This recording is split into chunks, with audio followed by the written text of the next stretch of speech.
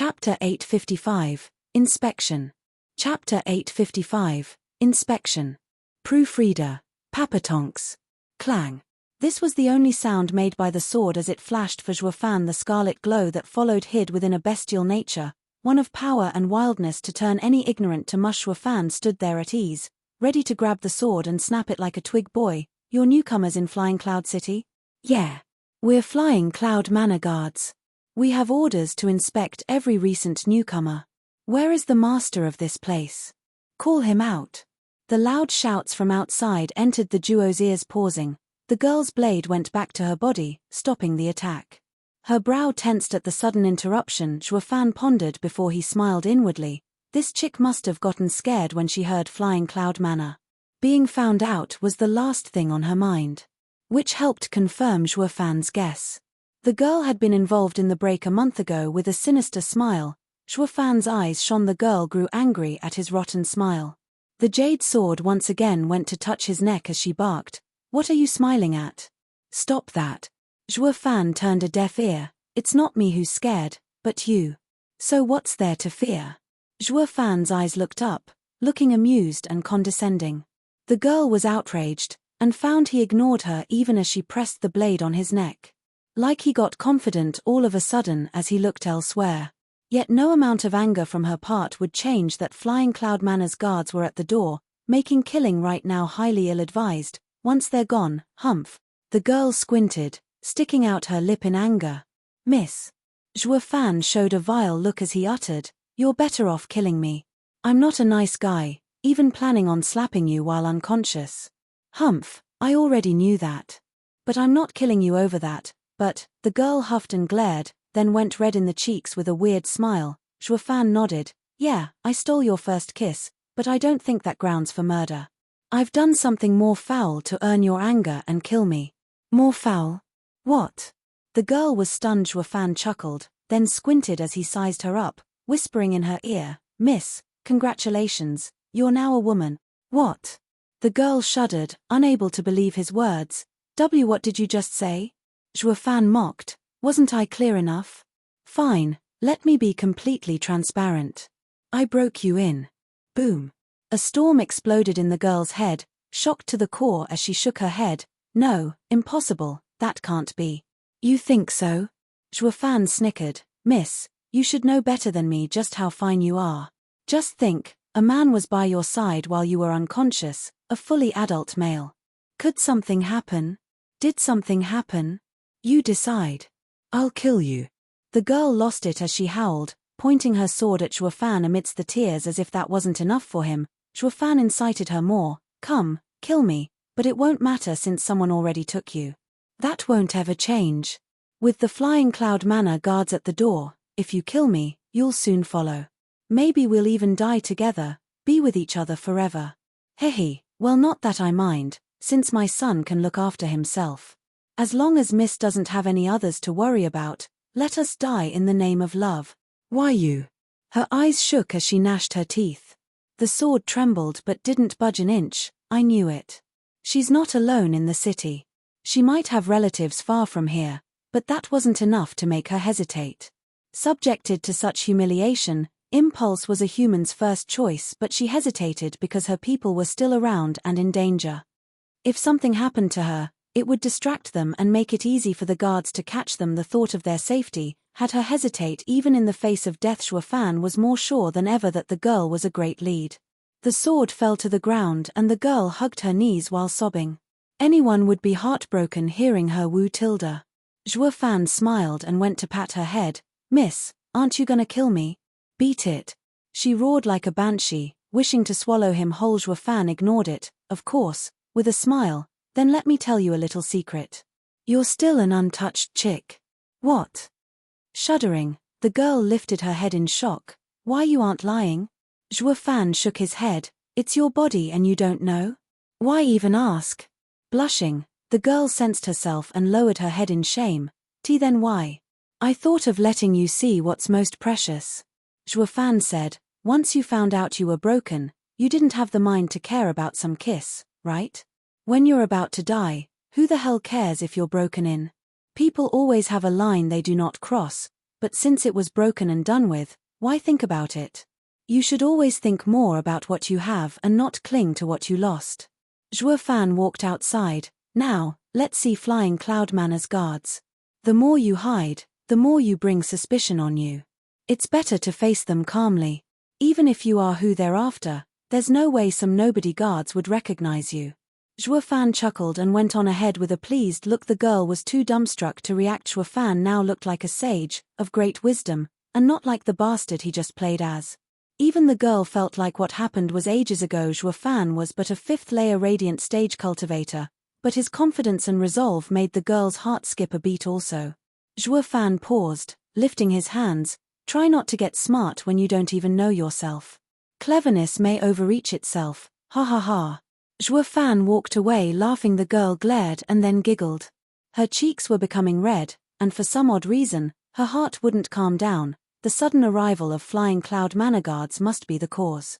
The girl took a deep breath to calm herself, and followed Zhuo Fan. The safest place was amidst danger. Seniors, how may I help you? Rushing to the entrance, Zhuo Fan found dozens of soul harmony experts, all wearing the Flying Cloud Manor symbol, a white cloud. Zhuo Fan bowed at once. Like a humble man seeing his meager cultivation, the men ignored him and asked as a formality, "Are you new in town?" "Yes." "Who is this child?" A man pointed at Jiyu Santong. Zhuo Fan bowed. "Senior, he's my only son." "Where did you come from?" "Western lands." "Why?" "To avoid pursuit." "Are there any other people here?" Zhuo Fan paused, unsure if the lass would follow him to meet these men, saying yes, but the lass not coming would be ruining himself. But if he denied and then found her, the result would be the same. The guard frowned as he repeated, "Are there any more people here?" "Here I am." The girl rushed over with a bright smile. Chapter 856, Interrogation. Chapter 856, Interrogation. Proofreader, Papatonks. The girl skipped over, bringing with her a fresh breeze. She stopped behind Zhuo Fan with a bashful look, like an innocent girl. The guards were dumbstruck by her behavior. Looking lost, it only made the girl feel self-conscious and hide behind Zhuo Fan, like a baby sister oblivious to the world's evil, protected by her big brother. The gentle nature instilled in the people a sense of protection. Zhuo Fan was stunned. Hell, this lass is versed in the world and an even better actor than me. He could still remember her outburst from before. He wouldn't tease her for this, since they were in the same boat. He just forced a smile and calmed himself. Moments later, the guards woke up and pointed at her. "Is she staying here?" "Yes." The girl's gentle voice echoed, soothing the guards. The guard had to take a moment to recover and pointed at Zhuo Fan. "Who are you two? Why have both of you come from the Western lands?" Zhuo Fan's eyes focused, thinking of a good name for her, but the girl got ahead of him. "He's my husband. We came from Western lands together." "Oh, wait, what?" The men nodded but then froze, looking from one to the other in disbelief. "He's your husband? Why, what's wrong with that?" The girl nodded with a smile, then dragged a stumped Jiyu Santong next to her. "Look, our child is all grown up." The inspection team was shocked, with Zhuo Fan looking lost. "Hey, chickie, moments ago you were trying to stab me and now you say I'm your man? What are you looking at? You're already getting the best of it by being my husband. What are you crying about? Keep staring and see if I don't poke your eyes out." Glaring at Zhuo Fan, the girl warned as her hand gripped Jiyu Santong, clearly using him as hostage to force Zhuo Fan, "Fall in line or your son will fall first." Zhuo Fan shook his head inside and sighed. He didn't worry about Jiyu Santong, not like the lass could do anything to young Sanzi. Zhuo Fan found this trap difficult. He could not admit just any random girl as his wife. Though it was fake, given the circumstances, he had to agree if he wanted to get over this mess. Regardless, he could not say it so easily since there was only one person in his heart. He wouldn't want to sully her image even if it was fake. Eyeing the odd couple, a guard asked, "Miss, the man is only in the 5th layer radiant stage, while you are in the 8th layer ethereal stage." They just couldn't get it. The world had many cultivating couples of different levels, but it was also a world where the man was the head. His power represented his status. There was no woman willing to lower herself to a weaker guy. The odd thing here was not their gap in strength, but the reversed roles of this couple. This could have happened only if the girl was just too damn strong, so that she wore the pants in this relationship. Such a woman couldn't have just one guy either, miss. With your strength, you must be someone important in Western lands. Can it be you started a harem to replenish your yin and dual cultivate? The guard asked. The girl blushed hard as she flared. Why you remaking a harem? We're just a family with a child. How can I do something as vile as replenish yin? With how the world is ruled by strength, people would resort to anything for power, even women. The guard had a nasty smile. Brothers, search the place. If she has a harem, they must be many. There's no way there's just the 3 of them. Humph. Yes, sir. The men shouted and shot inside, already on it. The girl's face looked conflicted and depressed. Zhuo Fan glanced over and sighed. Even I wouldn't believe you, let alone others, since we're too different in cultivation. Whoosh tilde. An hour later, the guards returned with shaking heads and the main speaker frowned. He refused to believe such a strong woman only had one guy. Zhuo Fan smiled and stepped forward with a bow. Senior, please don't listen to her nonsense. She's not my wife. No. The guard shook and grew grave. The girl tensed, sweat trickling down. Is he selling me out? Then who is she? Why is she staying here? Zhuo Fan sighed. Senior, the truth is, she is my cousin. Our clan is hunting us, so we had to run here. Your cousin? Then why did she say she's your wife? The guard shouted. Turning to the girl, she looked nervous. Zhuo Fan pondered. Actually, she does want to be my wife, but my heart belongs to someone else. No other girl can have it.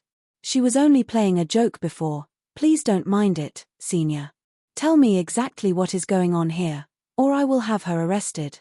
The guard barked. Zhuo Fan smiled and nodded. Yes, of course, senior. Allow me to tell you everything. My cousin and I grew up together, inseparable. I know she loves me, but I could not accept it. Seniors can see that her talent is better than mine, cultivating much faster. That's why I could not accept her love, finding myself undeserving of her. Oh, we can tell that much. You aren't a fit for her at all. The others nodded. Zhuo Fan continued. Then I met a lady at the Ultimate Clarity sect, got married and had a child. But this earned the sect's rage and we were hunted down. I could only take my son and flee all the way to the central area. Fortune was with me for having my cousin along as well to look after me, or we would have died a long time ago. I could never return her feelings, and… Zhuo Fan turned to the girl. Cousin, I already have someone I love. Your love. Zhuo Fan sighed, looking elsewhere as he was unable to accept her feelings. The men exclaimed, oh, so a love triangle. With this girl being love-stricken. Ha, what a waste of good seed. An 8th-layer ethereal stage expert with pretty looks going after a waste leagues behind her. How can we, experts, find fault in that? The leader sighed. Another one nodded. Yeah, it makes too much sense, actually. Why did they have to be childhood friends? Brother, the place is clean, or at least the thief would have used some flat excuse, not go for such a convoluted melodrama. Just look at how conflicted they are. They all turned to the two to see Zhuo Fan's guilty look. The girl's gaze never left him, her eyes glazed over, fools blinded by love, crashing marriages. The guards shrugged. Then the leader coughed. We understand, then we'll write that. This place belonged to a fellow guard of ours. Since you bought it, it's yours. Now, there's only the 3 of you here. What are your names? Oh, senior, I'm Jiyu Yifan. Cupping his hands, Zhuo Fan spoke. My son is Jiyu Santong, and my cousin. Zhuo Fan hinted at her feeling sour for some odd reason. The girl spoke. I'm Jiyu Qingyang. Noted. After writing down on a jade slip, the guard nodded. From now on, you are the owners of this place. If there's anyone suspicious hanging around, report to the Flying Cloud Manor at once. You can also shout and make some noise. Our patrols will respond swiftly. Zhuo Fan bowed. Thank you, senior. Only, what suspicious people? You don't know? The guard mocked. Homeless, wandering, shifty, repulsive and guilty-looking people. If you see anyone that fits that description, give us a signal. Got it? Yes, yes. Zhuo Fan nodded. The guard smiled then waved his hand. Brothers, the next house. Ha ha ha, let's see how those thieves can hide as we search every place. Ha ha ha. Chapter 857, One Step Back, Two Steps Forward. Chapter 857, One Step Back, Two Steps Forward. Proofreader, Papatonks. As the laughter grew faint in the distance, the auras of the guards faded as well.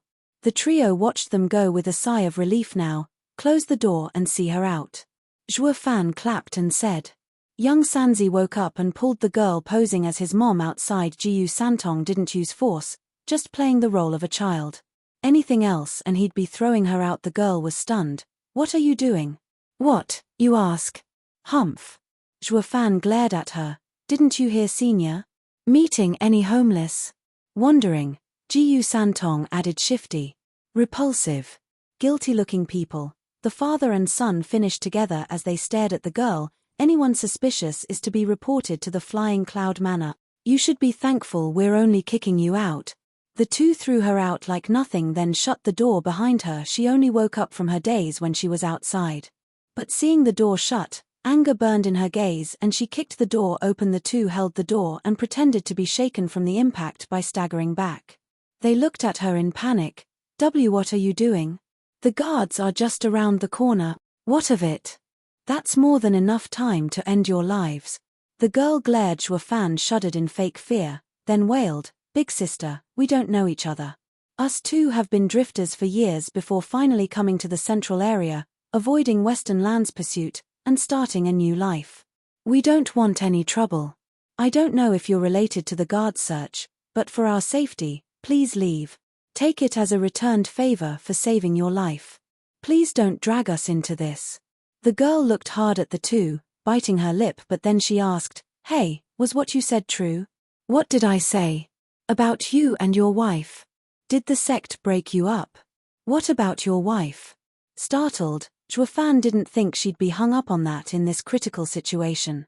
But it was also related to Zhuo Fan's pain. Zhuo Fan mocked all of a sudden, as if, to get them to ignore you, I made that on the spot. While I cast out my wife for better things and a brighter future. She's just a hindrance, that's all. She should be having the time of her life. Pa. The girl gave him a heavy slap in anger. You rotten bastard, I'll kill you for your wife's sake. Her sword was once again pointing at Zhuo Fan's throat. Zhuo Fan waved his hands frantically. Wait, attack now and the guards will hear you. And I'm your savior. Attacking me is being ungrateful. Humph, I'll spare you for now, but pray we never meet again. The sword shook and the girl roared as she sped away. I'll never stay a second in a bastard's place, or I'll end up as vile as you. Seeing her vanish in the night sky, her curses growing faint, the duo shared a crafty smile. Dad, are you just going to let her leave after all the trouble of saving her? Leave? Where would she go? Zhuo Fan raised an eyebrow. Did you forget why the guards came? They are combing through the city. The Flying Cloud Manor wants to have eyes on every corner in the city, on every citizen. The taverns are the most conspicuous, with no way of hiding under such heavy monitoring. Leaving her? Ha ha ha, as long as she's in Flying Cloud City, she'll soon come back here. She's got no choice. Jiyu Santong nodded but wanted more details, but even so, why did we drive her out? Isn't it over the top? Not at all, this is psychological warfare. One step back, two steps forward. Zhuo Fan's eyes glinted. We didn't kick her out because of her, but the people behind her. Think about it. Since we saved her, but by also hiding her, then we'll become suspicious about having our own designs. Maybe her people will think that we're on the guard's side, baiting them to come out. That will make gaining their trust harder. Now though, we kicked her out, like scared average cultivators avoiding trouble, making saving her just a coincidence. As time passes, those people will be pushed into a corner by the guards monitoring and would think of using us. When in fact we're using them. The roles reverse as the schemes become twisted from every little detail, giving us the perfect win. Jiyu Santong nodded inside. I see it now. You know she can't go anywhere, so might as well kick her out. Also the people behind her would come, right? Ha ha ha, exactly. Now's just a matter of time. Zhuo Fan closed the heavy door and took Jiyu Santong behind the house. Young Sanzi, where have you gone the last 3 days? I didn't see you at all. Around town, but since they took me for a child, they didn't let me enter many places. You said I couldn't force my way in, so I'll take you there tomorrow, what do you say? Truly? Of course, we're waiting for news now so we can afford some leisure, ha ha ha. Shuofan smiled at the child. Jiyu Santong was overjoyed. On the second day, Shuofan took Jiyu Santong to every known place in Flying Cloud City.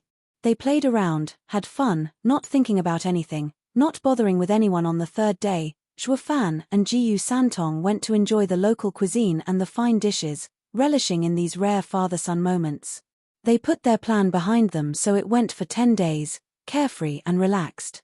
Only that night, when Jiyu Santong was skipping towards home with Shuofan smiling behind, the sudden sight stunned them. The same girl 10 days ago was now back, only this time she looked far more downcast. She hesitated upon seeing them. Shuofan's face twitched, faking shock. Big sister, what are you doing here? Don't just shout. Her jade sword was out and pointing at Shuofan, though looking awkward as she had to shout with hatred. Listen here, I'll be staying here from now on. You can't kick me out nor report me. Try anything of sorts and I'll kill you. The lass was forced for sure to come back against her will. The father and son mocked her inwardly. Where can an ethereal stage cultivator hide in a city with soul harmony patrols? Instead of acting nice to get a place to stay, you're like a thug stealing it. Would you have been so tough when you left back then if you knew? Would you have still burnt your bridges, haha? Shuofan sighed. Miss, I get your back, but can you not shout at us? I'm not one to look for trouble, but since our lives are in your hands, I don't have a choice. But where did that gentle and kind miss from 10 days ago go? How did you become a shrew stooping so low as to steal someone's home? Shuddering, the girl looked hurt at his words, feeling like the victim. Instead, you dare say that when you kicked me out? The girl raged. Do you know what I did these 10 days? Skulking like a rat in the streets, scared that every person I met would call the guards. I couldn't go to a tavern, I couldn't stay in another place from fear of being found. Flying Cloud City is so huge, yet there is no place that can have me. All I've done is run and run, in constant fear. If I hadn't come back, they'd have found me. Yet you call me a shrew. The girl broke down crying. Shuofan sighed inside. She kicked herself out. But only by encountering despair on the streets would she be willing to come back here. Chapter 858, A Family of Three. Chapter 858, A Family of Three. Proofreader, Papa Tonks. This room will be yours from now on, cousin. Shuofan creaked the door open, showing the same bed where she was healed, while jesting scrounging her nose. The girl eyed him with a deep and grateful gaze. After wandering the streets like a dog for days, she now returned to the place where she recovered in peace.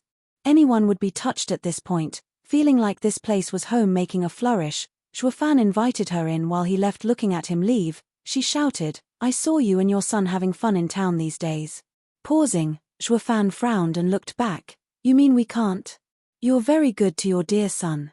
The girl said, from the 10 days you spent roaming Flying Cloud City, one can see how close the two of you are.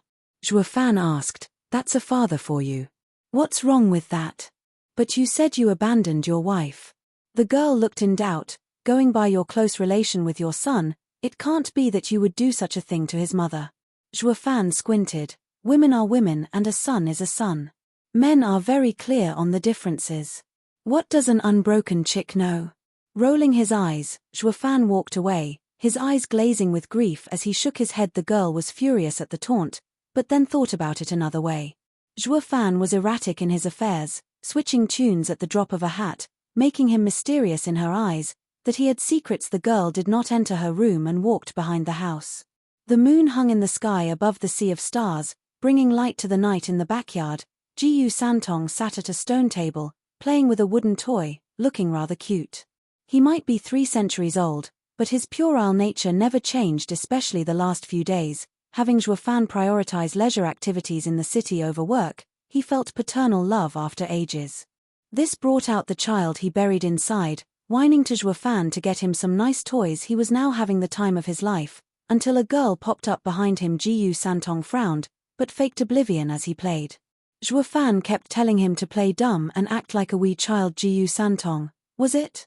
The girl showed the child a bright smile, looking at his toy. Wow, how pretty. Did your dad get it for you?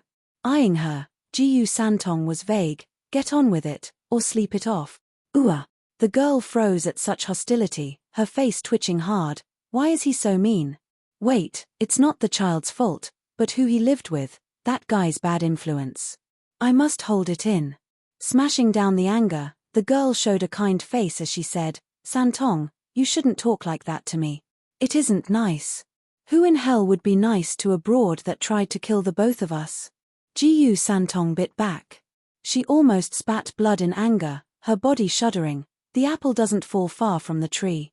These two's words are so biting, always antagonistic, and it's pissing me off. That's not the problem here, since all is that guy's fault, not the child. I must stay strong. The girl's face twitched like no tomorrow, showing a look worse than crying. Child, can't you use kinder words? I just wanted to ask you. Out with it already. Gu Santong snapped outraged. The girl gnashed her teeth. Ha ha ha, child, you sure are feisty. Then I'll be frank. Did your dad really abandon your mom? Gu Santong shook then paused from playing. He then nodded, his reply cold, yes. The girl looked disappointed. The outcome out of her presumption. Do you like your mother? Yes. Don't you hate your dad for what he did? No. Why? The girl was stunned. Gu Santong went silent as he stared at the toy in his hand. He sighed. If Dad had stayed with Mom, she would have died. What do you think he should have done? What? The girl stood speechless. Young Sanzi, are you playing there? You're supposed to be in bed at this hour. Zhuofan's shout came from afar. Gu Santong ignored the girl and went to Zhuofan's room. Dad's calling me. I need to go. Gu Santong's young appearance that contrasted with the upright stance left the girl in stunned silence. The son resembles the father, but not to the extreme. It looks like he isn't as cruel as he lets on. Meanwhile, Gu Santong got in the room to find Zhuofan sitting at a table, giving him an annoyed and sad look. What are you doing telling her so much? I just don't want her to curse you every time you meet. What's the problem? I'm no saint either and I've been cursed more than I can count. But I don't want to hear anyone curse my dad. Gu Santong climbed on the bed with a bored look. I used to smash any that cursed you, but since you don't want me to fight, I want to not hear people cursing my dad. Zhuofan gave him a long look and nodded, son. The next morning, Zhuofan and Gu Santong woke up refreshed from cultivating, welcoming the coming of a new day. Gu Santong smiled, Dad, the broad is back. Are we still toying with her? Of course, the more carefree we are the better. The real fish has yet to bite. Ha ha ha, Zhuofan nodded. Gu Santong cheered in excitement, showing out to be the child he was. Zhuofan nodded, enjoying this rare moment of fatherhood, but the girl's gentle figure suddenly popped in his face. Zhuofan asked, what are you doing? Me and young Sanzi are going out. Great, now take me with you. The girl gave a bright smile. Zhuofan furrowed his brow, why? Yeah, my dad and I are having fun, so why bring you along, to be a stick in the mud?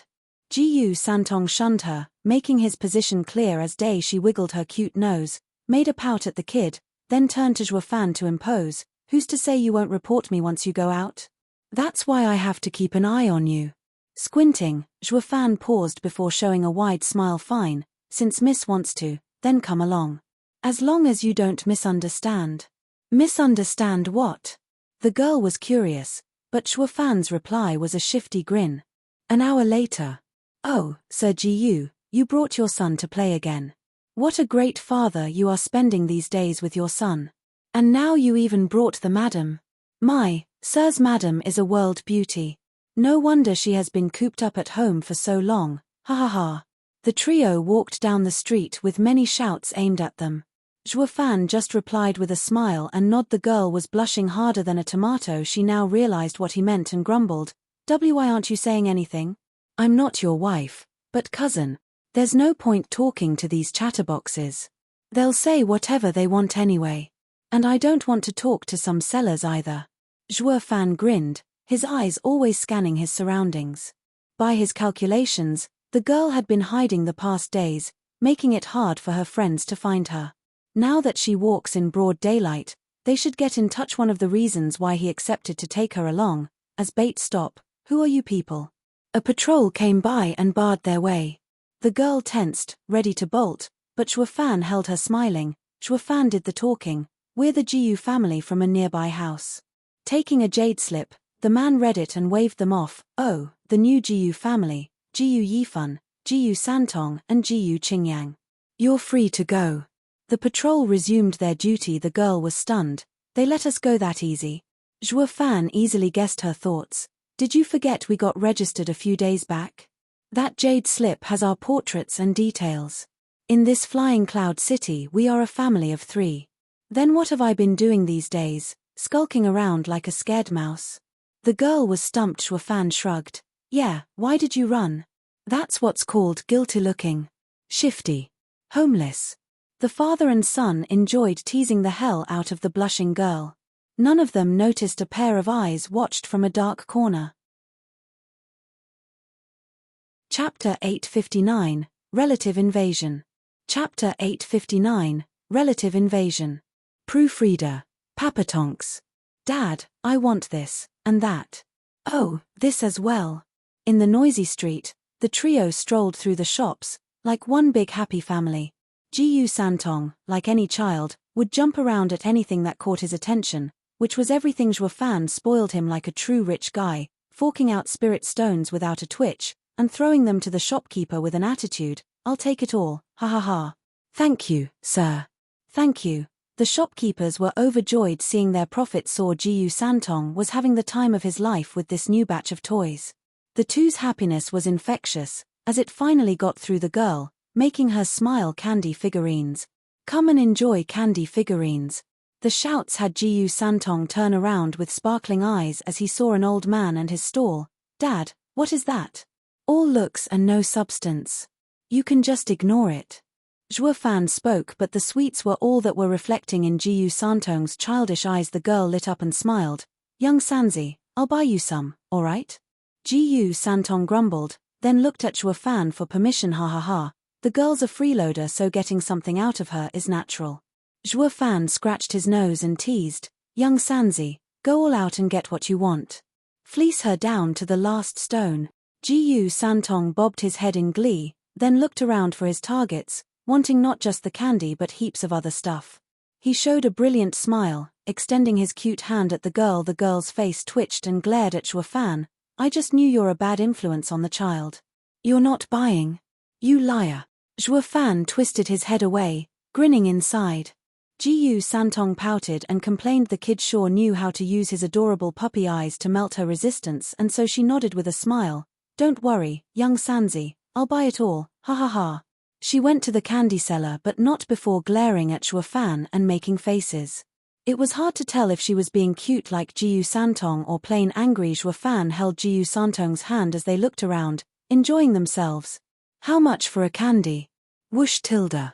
But then a shadow fell on her, holding her mouth and taking her away. He took but a second to vanish from the crowd. Not even the people near noticed a thing. The seller looked ahead curiously. Didn't someone call me just now? Am I hearing things? Strange. The seller got over it fast, returning to shouting his wares. Wu tilde.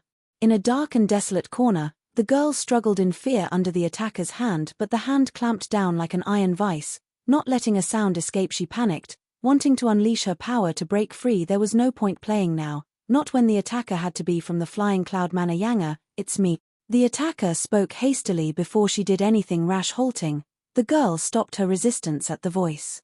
She instead turned a shocked look at the handsome guy that just let her go. You're alive, cousin. The father and son were enjoying themselves, but when they looked back, they found the girl gone. Where's the girl gone to? Jiyu Santong asked Zhuo Fan. Did we scare her off from asking for so many things from her?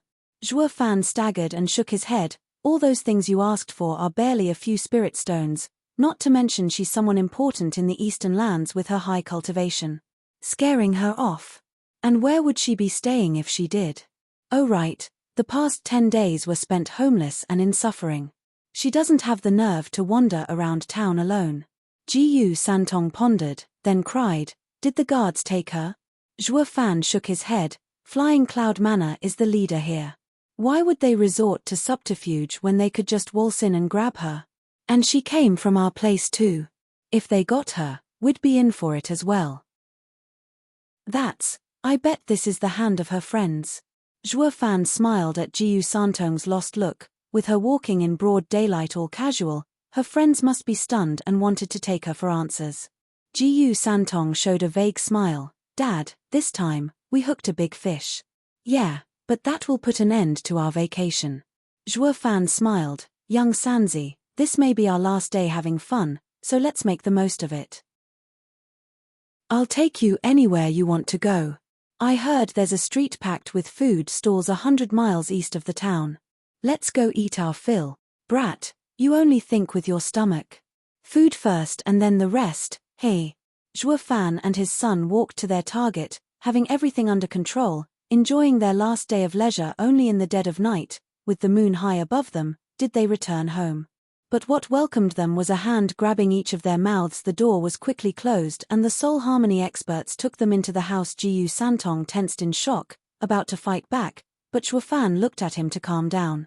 The two only put a token of resistance as they got taken, though they had to do their acting to perfection, trying their best to scream, looking red from their efforts. Finally, the two were taken to the parlor, where two overbearing experts sat. A middle-aged man took the main seat, with grizzled temples, and sporting a genial face. He was a Genesis stage expert. Zhuo Fan knew then and there he hooked a big one. The two men saw the owners of the house were here and struggling. He shouted, "Make one peep and you're dead." Zhuo Fan shuddered in fake fear, nodding his head. "We're the guests here. That's no way to treat a host.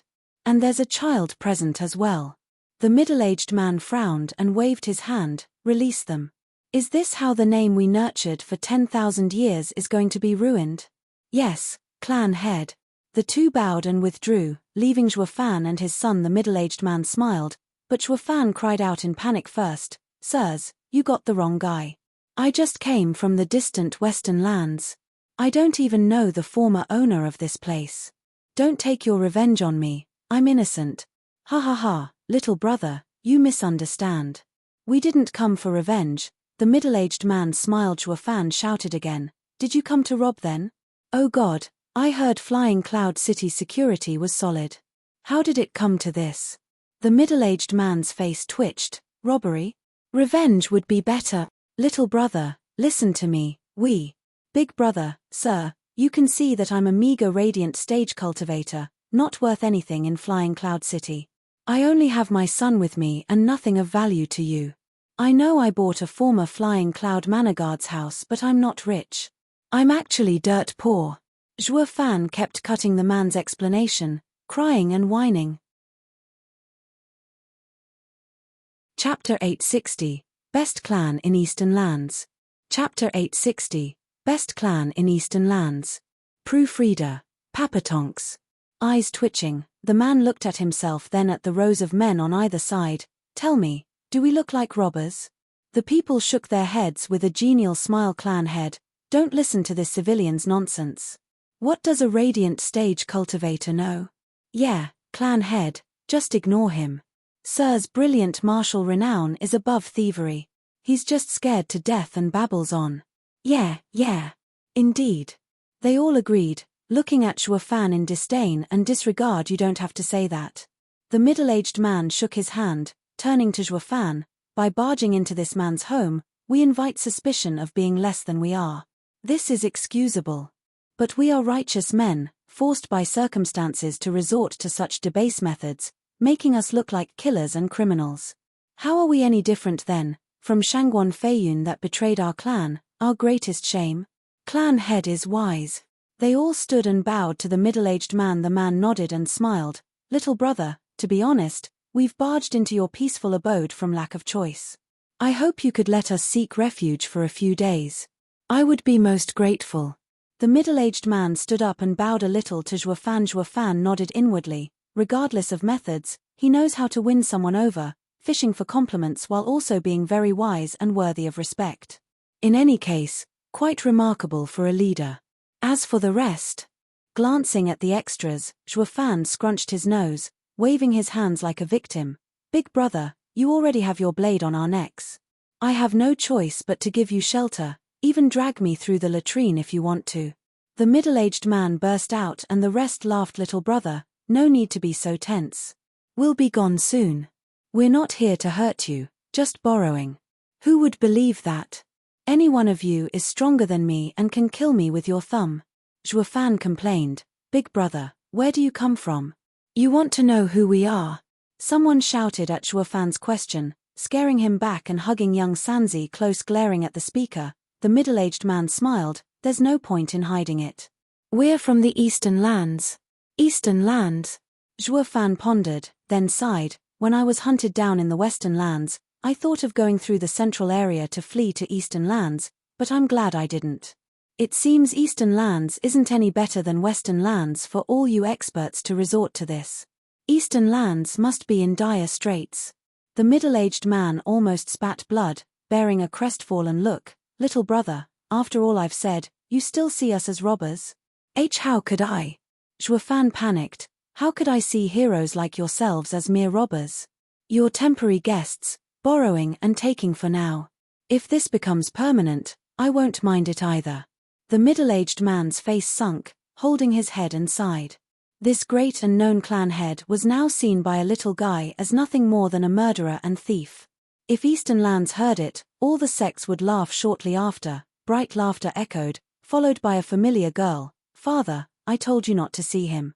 He's a petty guy with a nasty tongue, completely opposite of your righteous character. Look at you, a Genesis stage expert angered to the extreme by mere words. Why is that? Ha ha ha. Zhuo Fan looked to see the mystery girl from before, entering with a handsome youth behind her staring at them with sharp eyes. He was young and already in the soul harmony stage.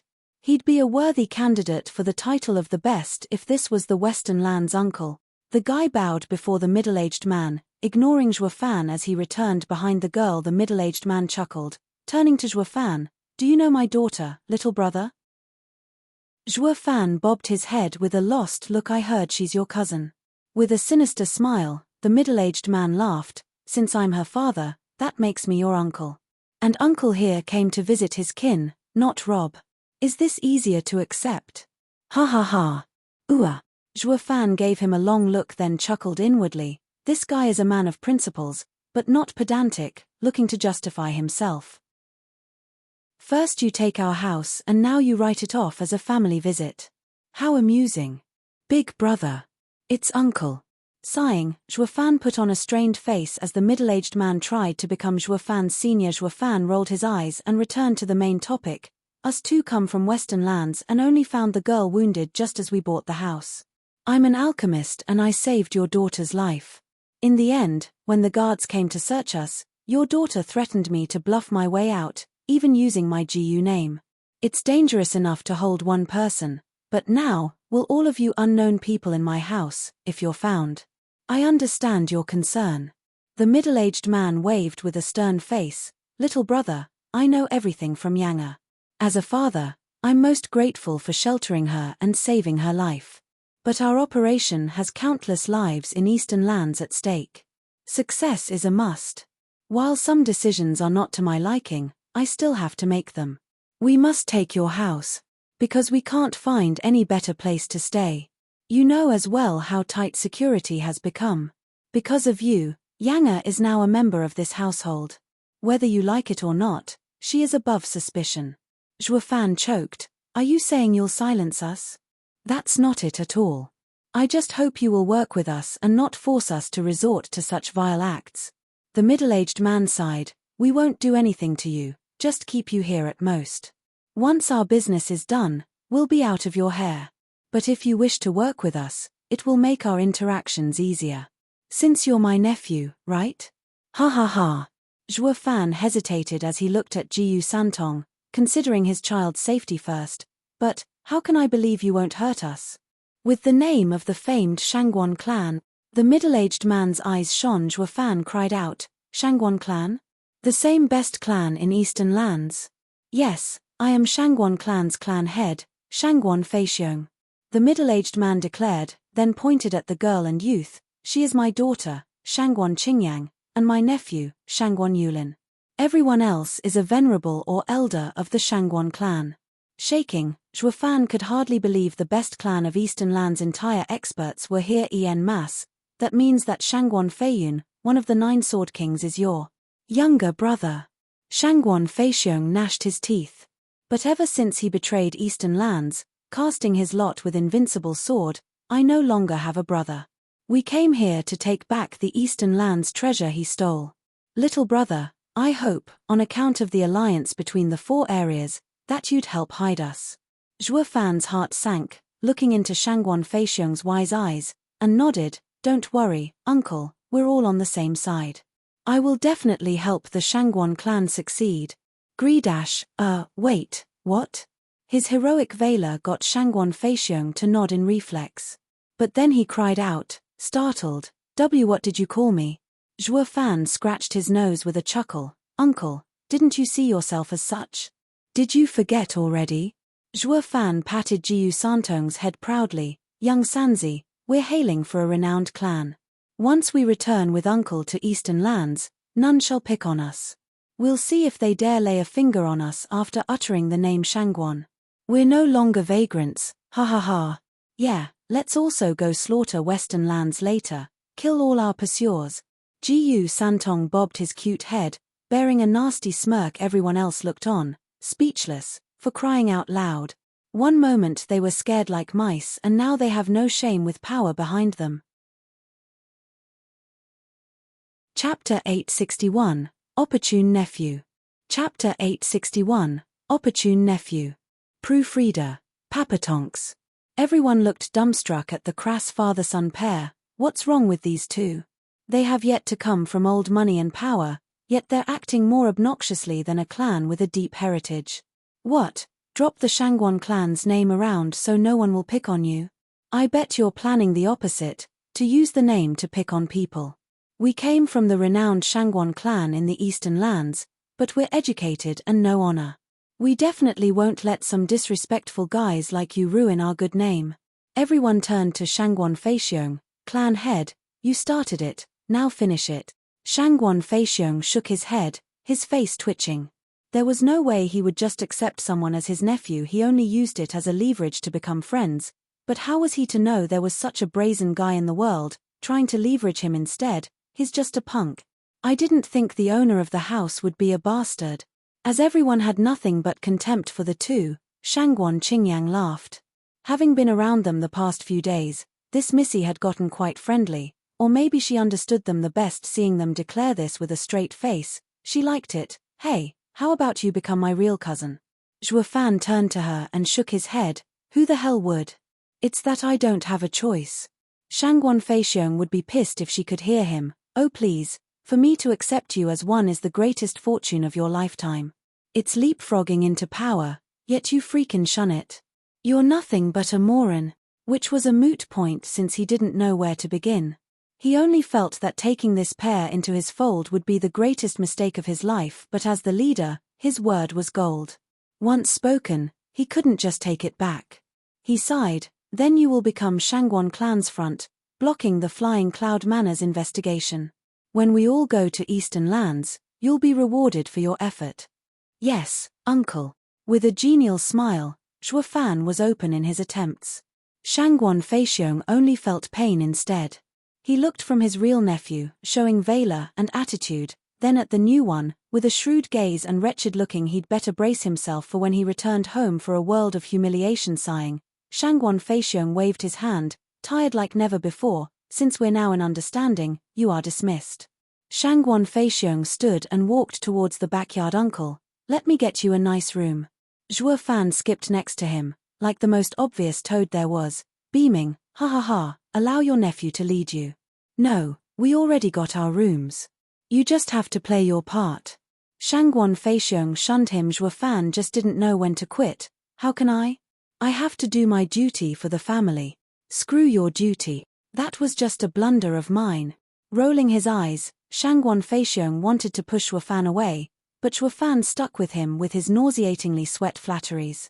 It only vexed the clan head more. Bam! With a sudden sound, Zhuo Fan was suddenly pushed back hard. Looking up, he found the genuine cousin there. Shangguan Yulin gave him a cold gaze, then took Shangguan Feixiong's arm and left.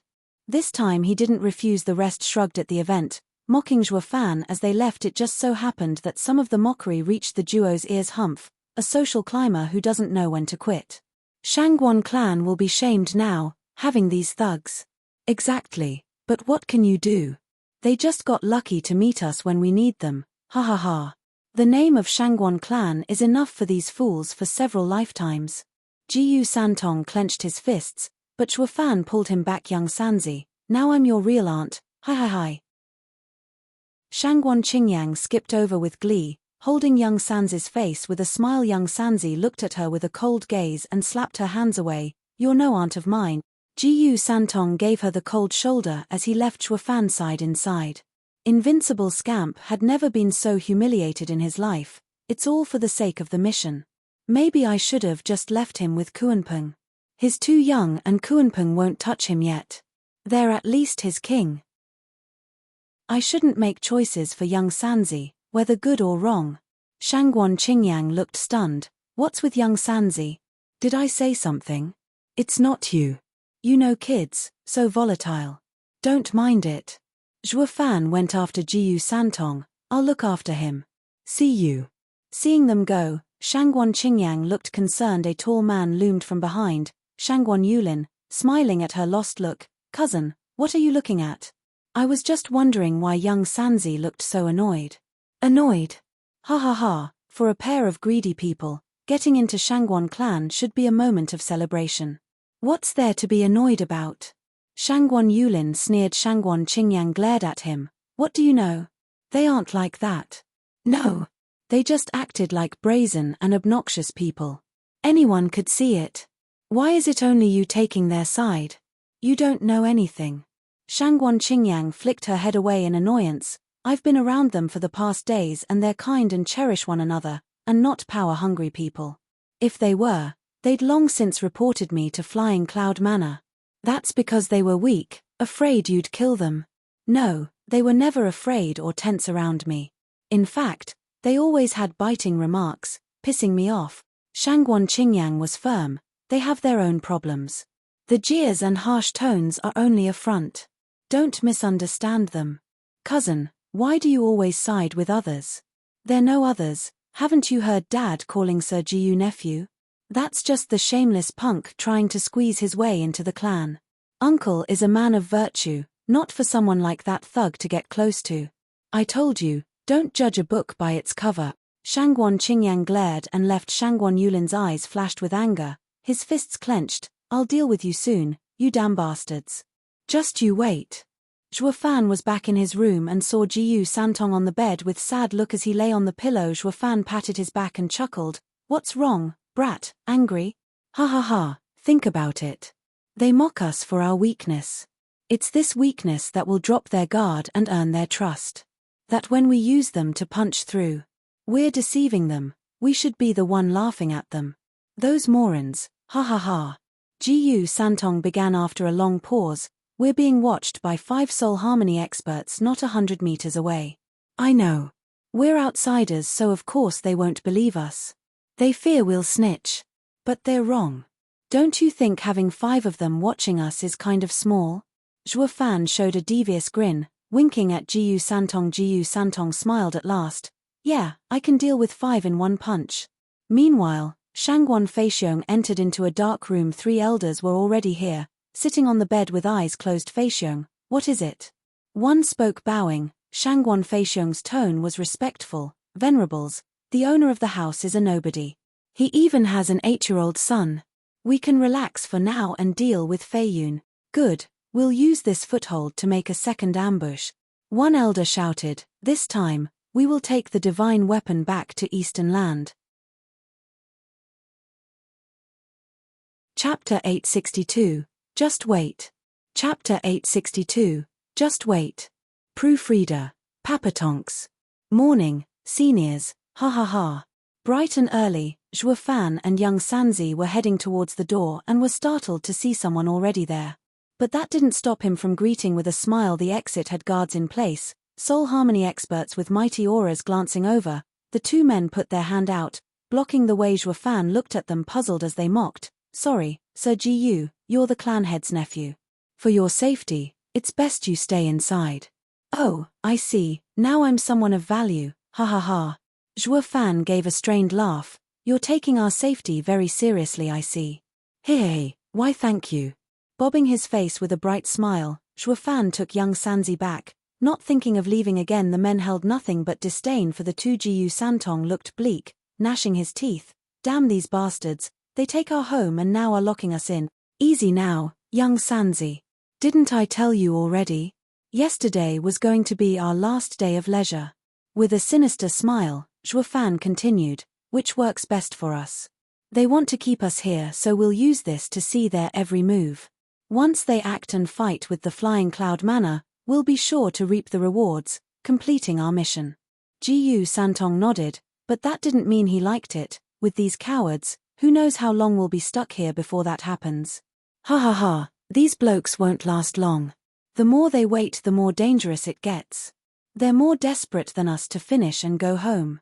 Rubbing Jiyu Santong's head, Zhuofan's eyes shone, feeling in complete control of everything. All we have to do now is just wait. Jiyu Santong sighed a nod. Let's go back to our cell. Not like I haven't done it in Tianyu. Did you come from outside? The two were startled by a bright voice. Turning around, they saw the young miss. First came her unique fragrance, then Shangguan Qingyan's graceful figure. Seeing Jiyu Santong, she went for a hug, pinching his cheeks. Young Sanzi, did you miss Auntie last night? Zhuofan rolled his eyes. Hey lady, it's only been a night, not years. Not even your relatives will miss you. And you're not close to young Sanzi anyway. Who'd ever miss you?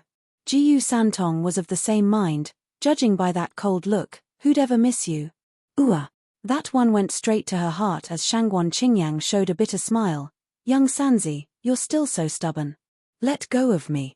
I'm going back to sleep.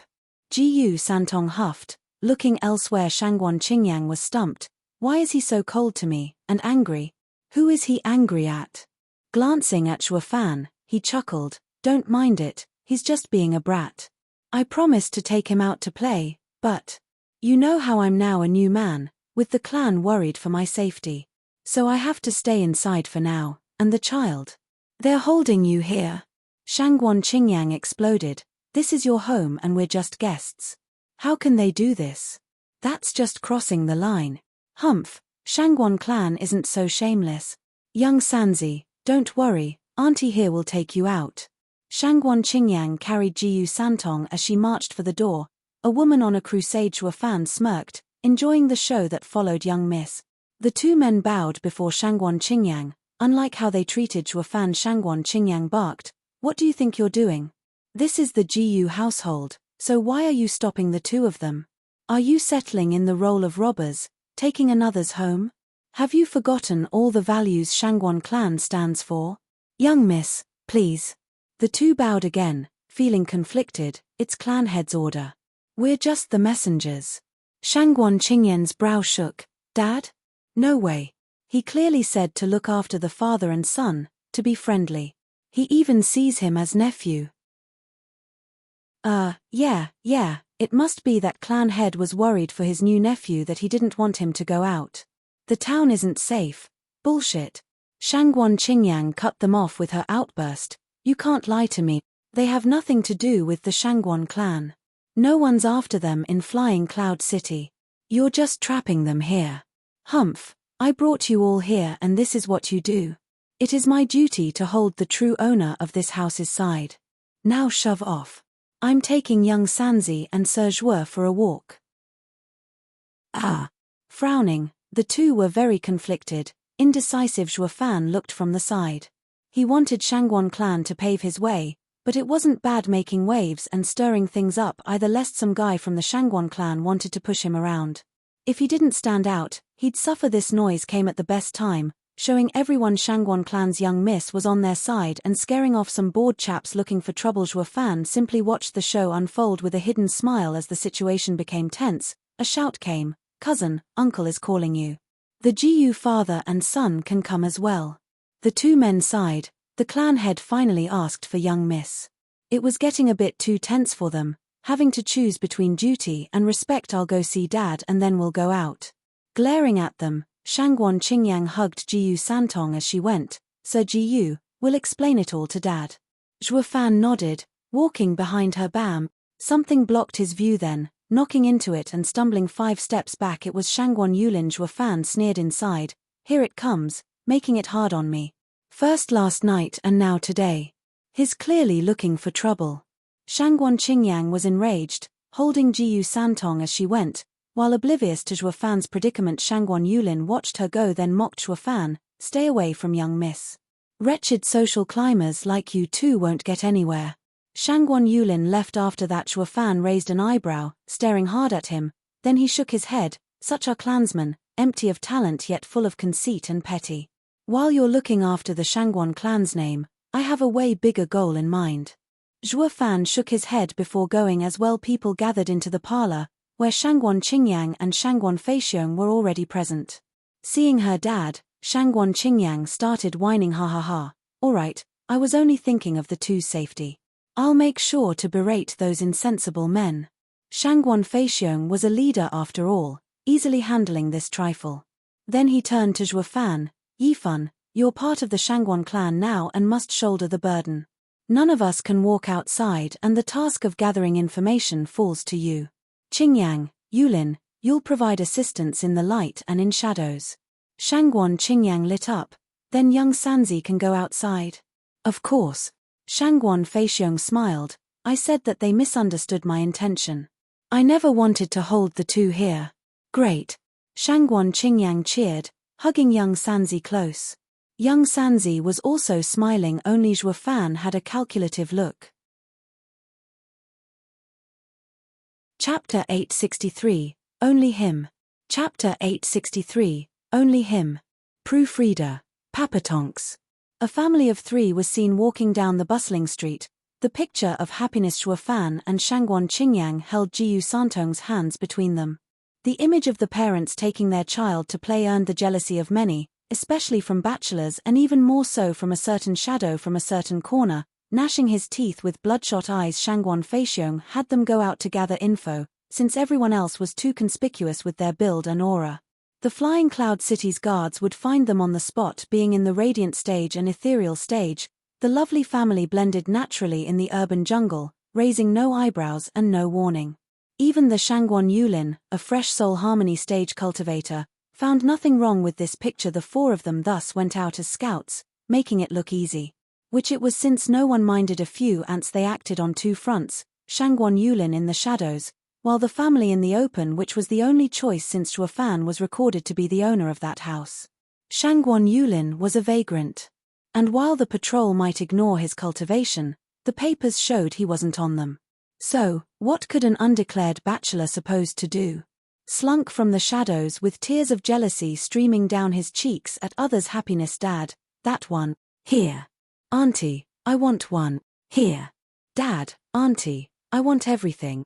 Give me all of them." Zhuo Fan and Shangguan Qingyang looked quite happy holding Jiyu Santong's hands. Only Shangguan Yulin was their complete opposite. The worst thing wasn't seeing the person he admired being with another man, but being unable to block it. This helplessness was driving Shangguan Yulin nuts. Who told him to be a vagrant anyway? All that a shadow could do was just bottle it up. Dang tilde. The sudden sounds of a gong captured the people's attention, and the family of 3 approached the source. It was an announcement, with a soul harmony stage guard banging the gong. With all gathered, the man hummed before announcing, "People of Flying Cloud City, take heed, a message from the imperial capital. Sword Star Empire's best talent, His Highness the Crown Prince, has suffered from cultivation deviation and his dantian is ruined. Countless alchemists had lent a hand, but nothing they did helped. Now we are welcoming any and all alchemists from all over to the imperial capital to consult. If any of you have the skills, you can report to the Flying Cloud Manor. After careful screening, we will then recommend you to imperial capital. Whether you can heal Crown Prince or not, your future will be assured. Don't let this chance pass you by."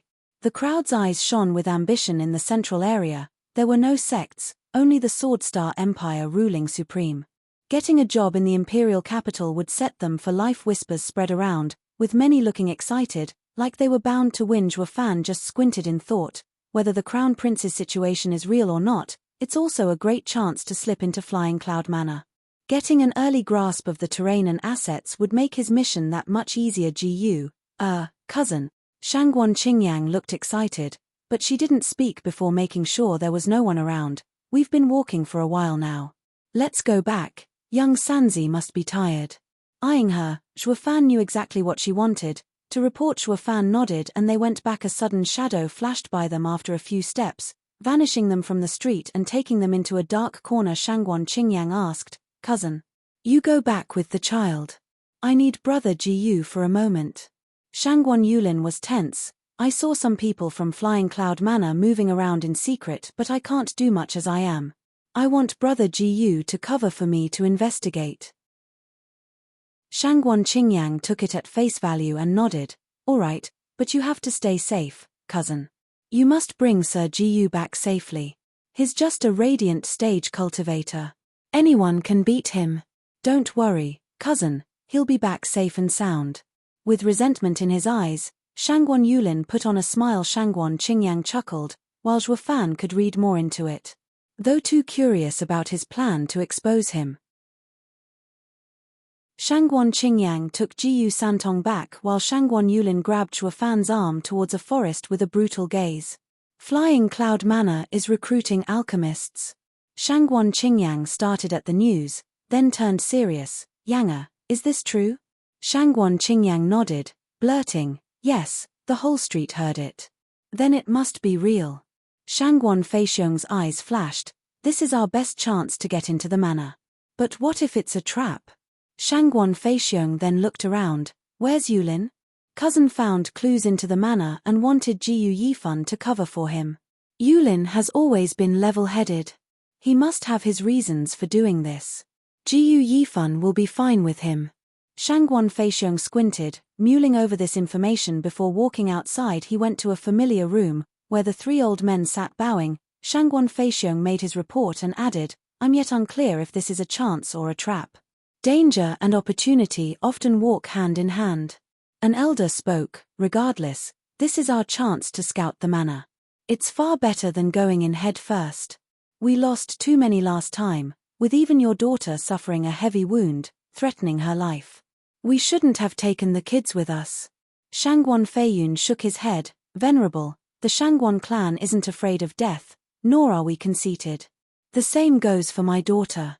I brought them along because Shangguan Feiyun doesn't know them, but can keep a lookout for us. Last time they followed our trail and attacked our base, scattering the kids. But this time we're thorough and won't be as dangerous." "I hope so." The elder sighed. "We were indifferent to having them at first, coming to the central area with the intent to take the divine weapon even in death. But they are still young, they are the future of the eastern lands. I can't bear to see them go." Shangguan Feixiong nodded. Another elders spoke. "Second, none of us can leave if we want to now.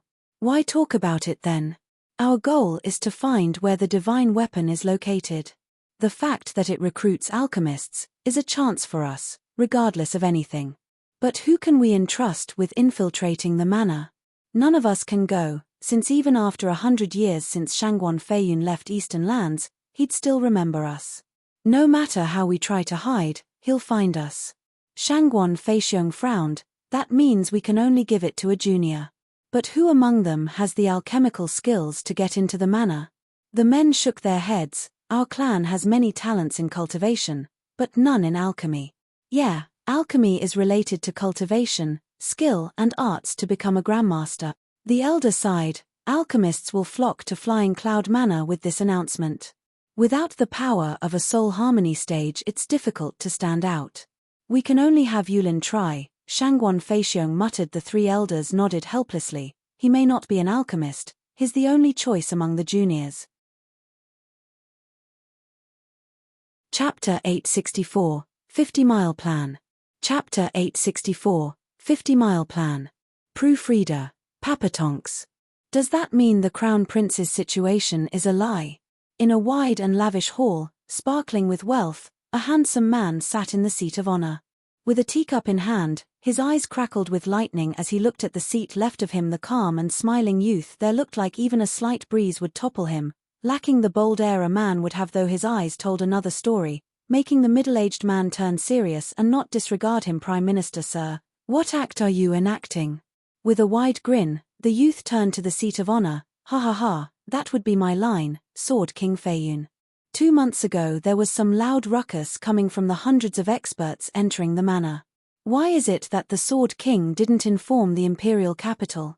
One of them was the best in Eastern lands, now turned traitor, Shangguan Feiyun, and the other Swordstar Empire's Prime Minister, Bailey Jingwei, one of the very few able to wield power equal to 9 Sword Kings. Bailey Jingwei came from the very distant imperial capital and straight to Flying Cloud Manor.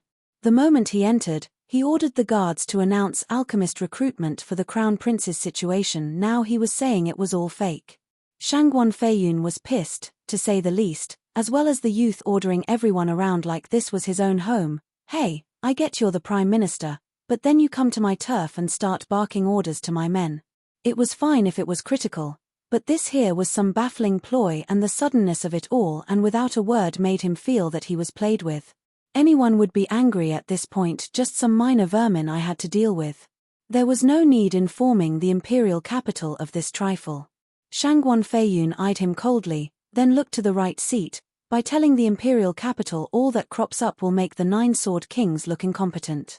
Wouldn't you say so, brother Danqing?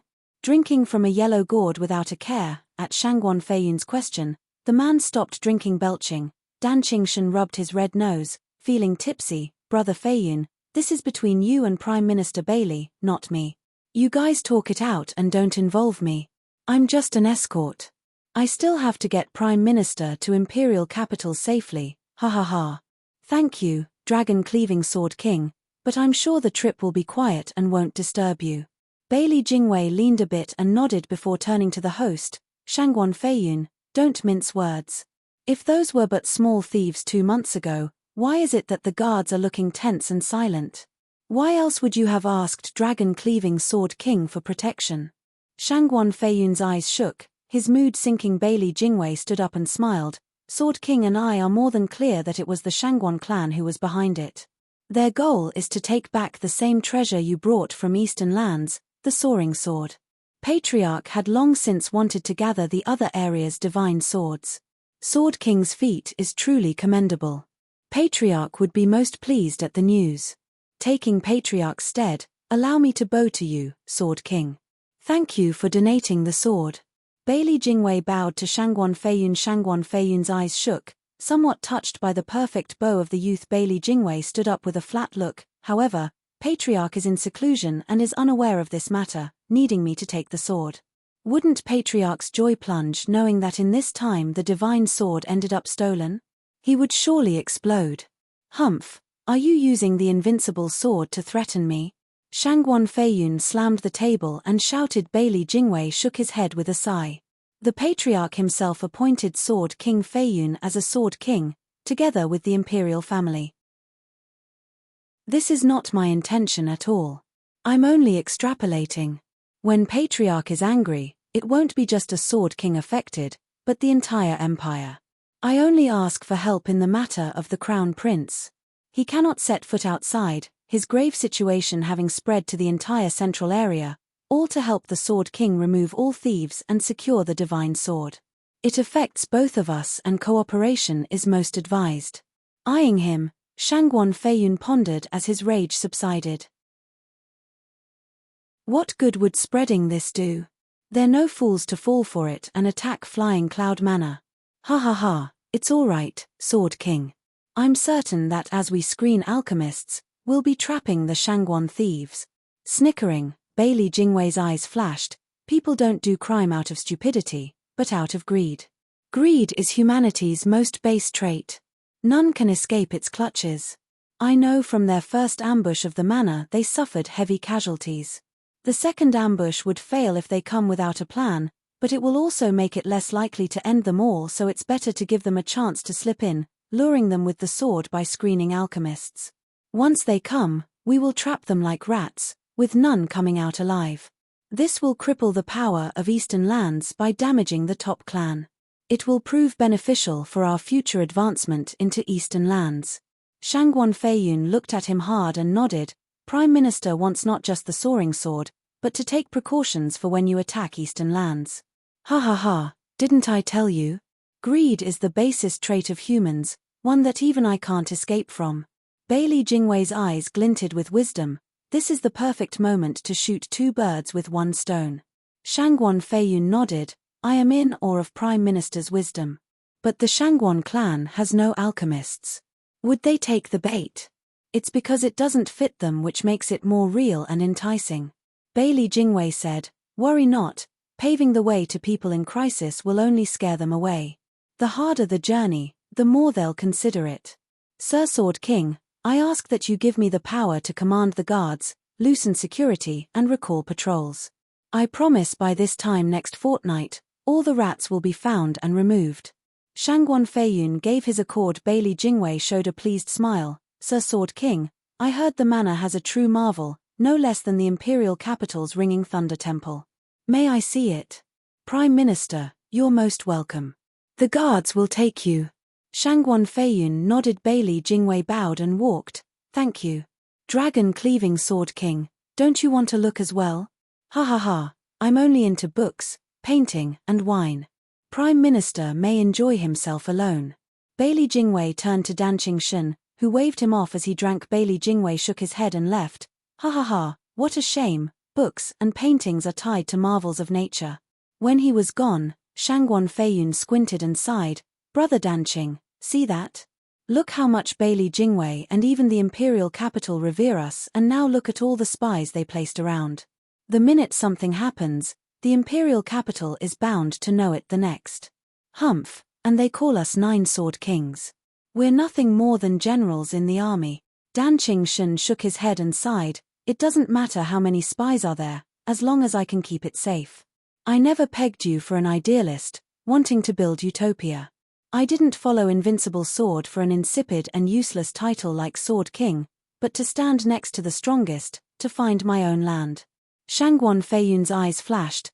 The day will come when I'll wield the soaring sword and rule Eastern Land. Danqing Shen put down the wine and mocked, Eastern Lands' ruler? Don't let fantasy consume you. The day will come when the whole world will be sword star empires. We'll be nothing more than some governor of a slice at the most, not rulers. That's you. Shangguan Feiyun glared at him. I won't, absolutely won't. Chapter 865, Backstab. Chapter 865, Backstab. Proofreader, Papatonks. Whoosh tilde. Deep in a thick forest, 2 shadows cut through the trees, before finally stopping and revealing their features. One, looking imposing and having sharp features, with soul harmony stage aura, was Shangguan Yulin. The other, looking plain yet having deep eyes, was Zhuo Fan. Looking ahead, Zhuo Fan feigned puzzlement when seeing the bamboo. Cousin, what's odd here? I can't see anything out of place. Who the hell's your cousin? This rotten bastard knows only how to claw his way up through another's power. That's why she fell for his fancy speech. Shangguan Yulin rolled his eyes, but didn't show his anger. Brother Gu, when I watched the guards, I thought I saw them pass through here. I couldn't look alone, so I brought you along. If you meet them, just say you're here for the view, ha ha ha. Really? But I don't see any signs of people around. Zhuo Fan frowned, his eyes darting around. Shangguan Yulin pushed him lightly with a vile smile as he enticed. Look ahead, there's definitely some guards here. Go see what they're doing and help report to Uncle for merit. Then I shall. Zhuo Fan took slow steps walking forward. Shangguan Yulin, however, did the opposite, getting some distance and watching Zhuo with a cold gaze. There was even some bloodthirst mixed in there. Who tilde? Shangguan Yulin sent a sudden palm to Zhuo Fan's back. Zhuo Fan cried out. He knew Shangguan Yulin was up to something, but not so soon. He wasn't the only one in this, but the entire Shangguan clan's safety would be affected. If something happened to the Gu family of Flying Cloud City, the manor would definitely investigate it. Next was obvious, fleeing like rats, especially now when they were at their weakest. Shangguan Yulin was no moron to not realize the consequences. Zhuo Fan frowned, stuck in hesitation, to dodge or not.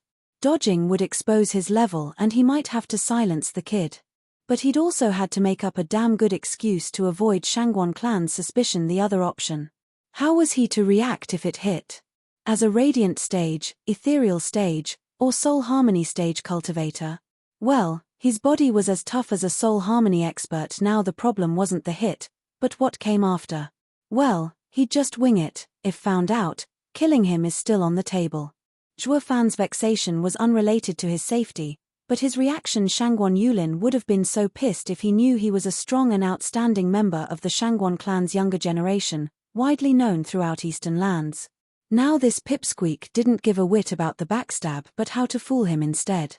The fact he entertained the thought of silencing him as well was what really took the cake. How conceited can you get? Not that it mattered since it was all hypothetical. Who tilde?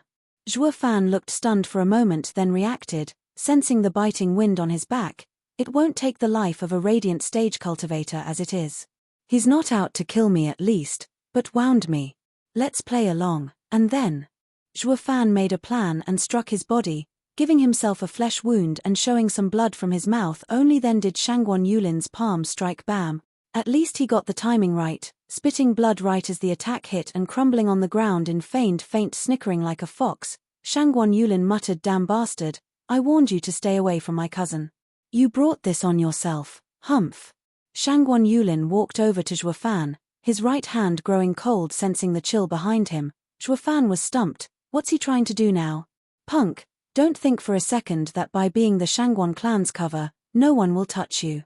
With a cold glint in his eyes, Shangguan Yulin lifted his icy hand with a creepy grin. We may need you for cover and can't kill you, but that doesn't mean we can't hurt you. This crippling hand of mine is nothing fancy, but at least it leaves no tracks. I just need to press your major pressure points and your meridians will rot. In 10 days, your yuan qi flow will fall. In 20 days, your cultivation will plunge. In a month, you'll be a full-fledged cripple. And the best part, you'll never know why. A cripple, even as part of the Shangguan clan, will have no right to be around cousin. Humph, what a joke, ha ha ha. There's still clues leading to today though. Aren't you scared Shangguan Feixiong will notice your rotten character and won't let his daughter around you? A heavy and gruff voice entered his ears. Not even that worked to wipe the smug smile off Shangguan Yulin's face. As if, since I thought it through. The punk didn't see who struck him. I'll just say we met with a patrol and in the fight, he was backstabbed before bringing him back. Uncle might doubt his crippled status, but will think it had something to do with today's wound. He'll never place the blame on me. Haha dash, wait, who are you? Shangguan Yulin's laughter got stuck in his throat. Who said that?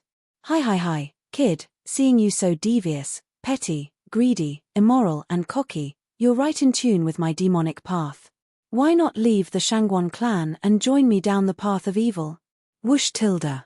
A shadow shrouded the sky, turning everything pitch black and cutting Shangguan Yulin off from reality. Shangguan Yulin panicked. Domain soul.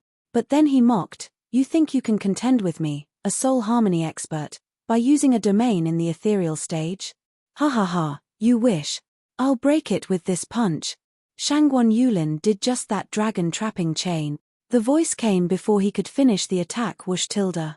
Something huge slithered around his body and seeped into his body and blocking his yuan qi in place. A great power fell on him, stopping him from even budging. Shangguan Yulin, a soul harmony expert, found himself trapped and cried, what is this? Hi, kid, the world is far and wide. Not all ethereal stage cultivators are weaker than soul harmony cultivators. You're too cocky. The creepy voice echoed around, filling Shangguan Yulin with fear. Who is he? How does he have such a strange skill? This never happened before. No soul harmony expert ended up trapped by a mere ethereal stage cultivator's domain soul. Shangguan Yulin's heart shivered with dread. Looking around, all he saw was darkness, and the unknown only fed his fears while he was blind as a bat. The other side saw clearly, smirking at Shangguan Yulin being squeezed by the chain. Zhuo Fan's eyes flashed with a toying gaze. His voice was gruff. Kid, I find your wretched and debased style reminding me of my olden days. Those were the days.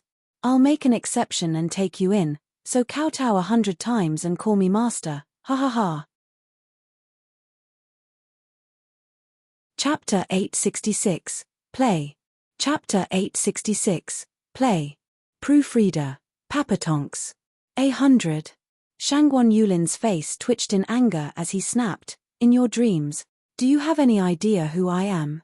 I am the best genius in Shangguan clan, of ultimate honor. Why the hell would I bow to you? Ha ha ha, kid has some spunk.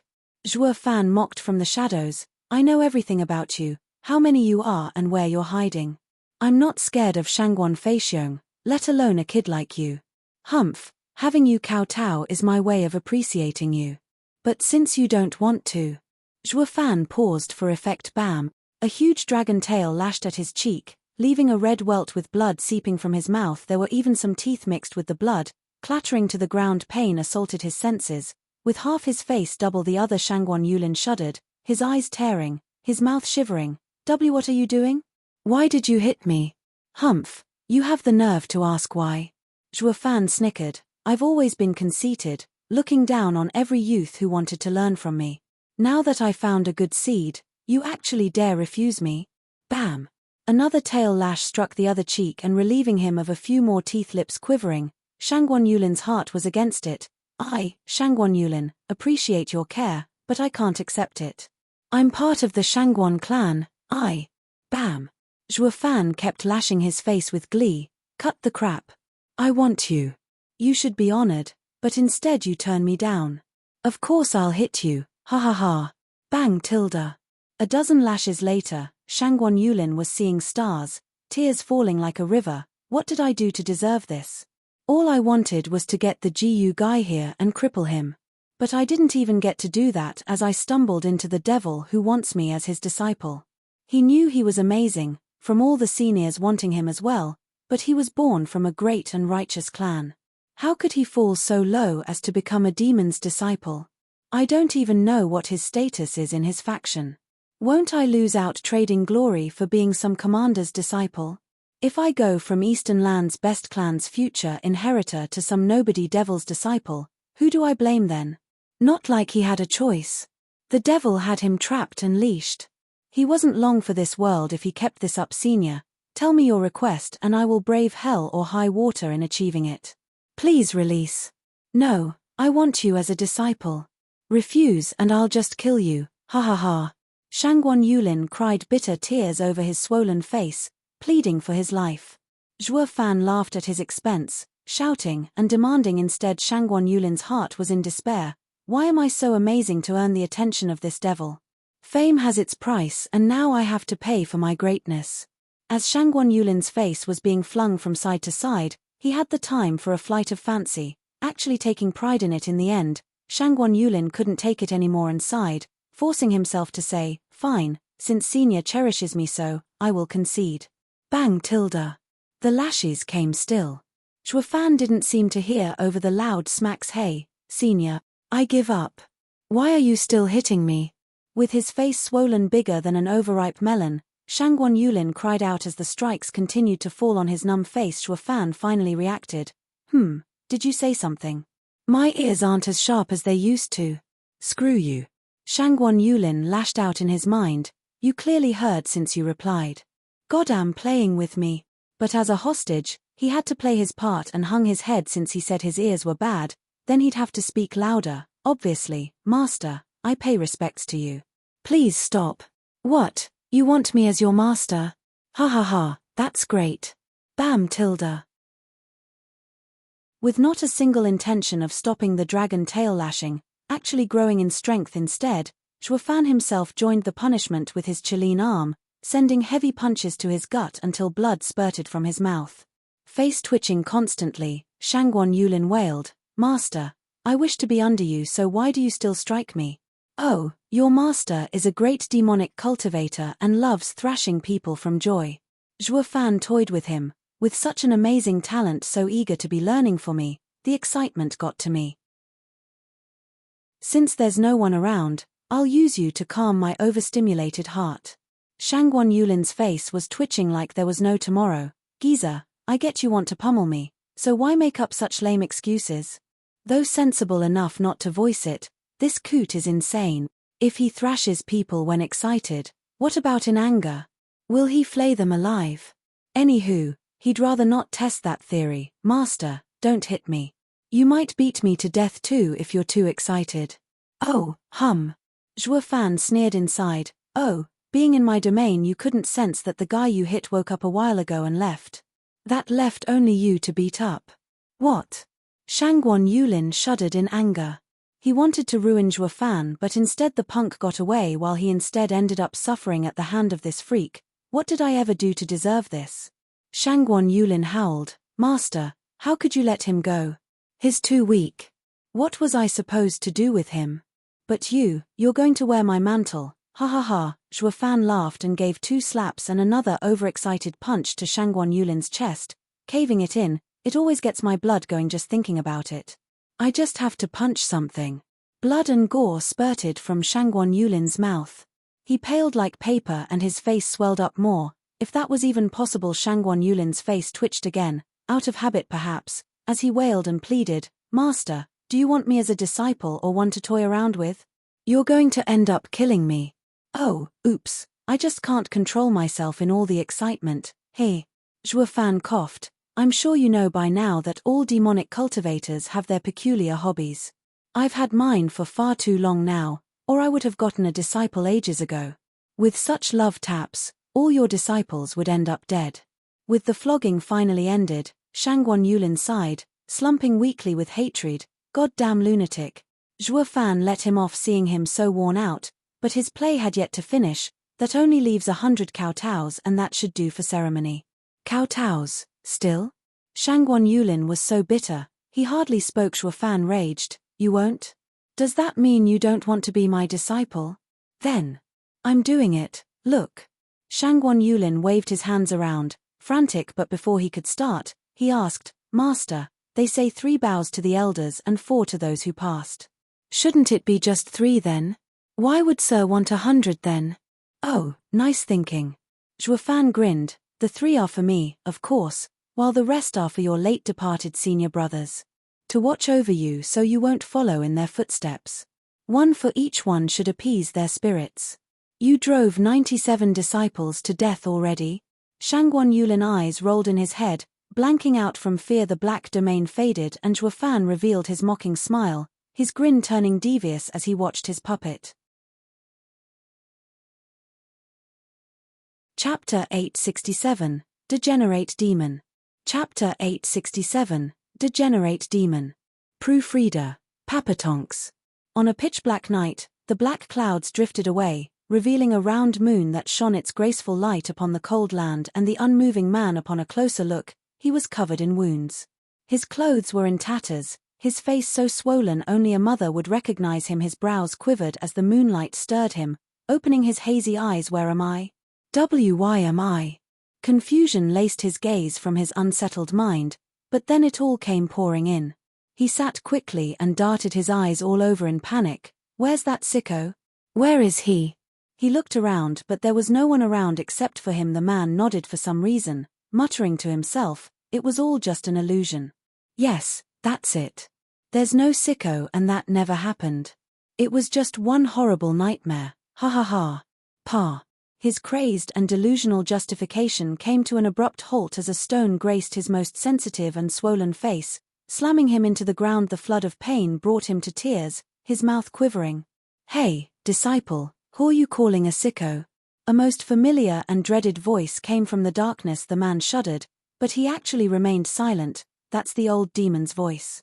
The nightmare is real, the devil is still here. Eyes twitching, Shangguan Yulin wailed in tears, Master, I would never. I was only referring to the people of Flying Cloud Manor. Those old freaks suck at even being guards. How could they let just anyone into the city?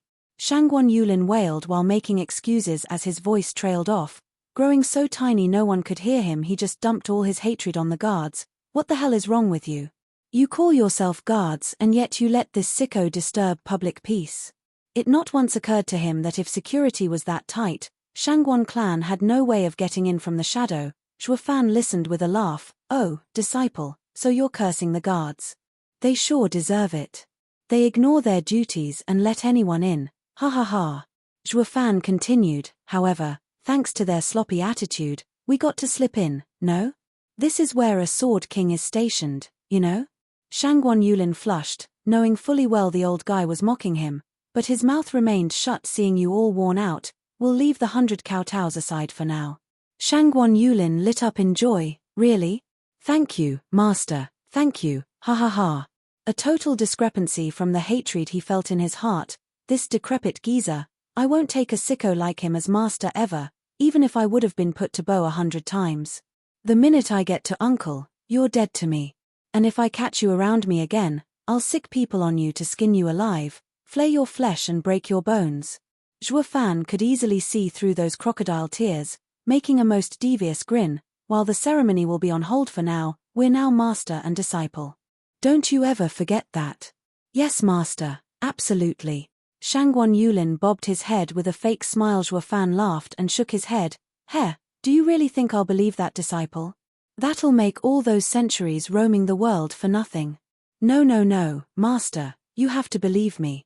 I'm serious about having you as my master. My vow shall never be broken. Shangguan Yulin panicked as he explained. Zhuo Fan mocked, it's fine. I'm not that easy to fool and I came prepared. Now take your shirt off. What do you want to do? Shangguan Yulin froze, on high alert. The sicko's first twisted hobby was enough as it is. Who knows if he doesn't have any others even worse than this?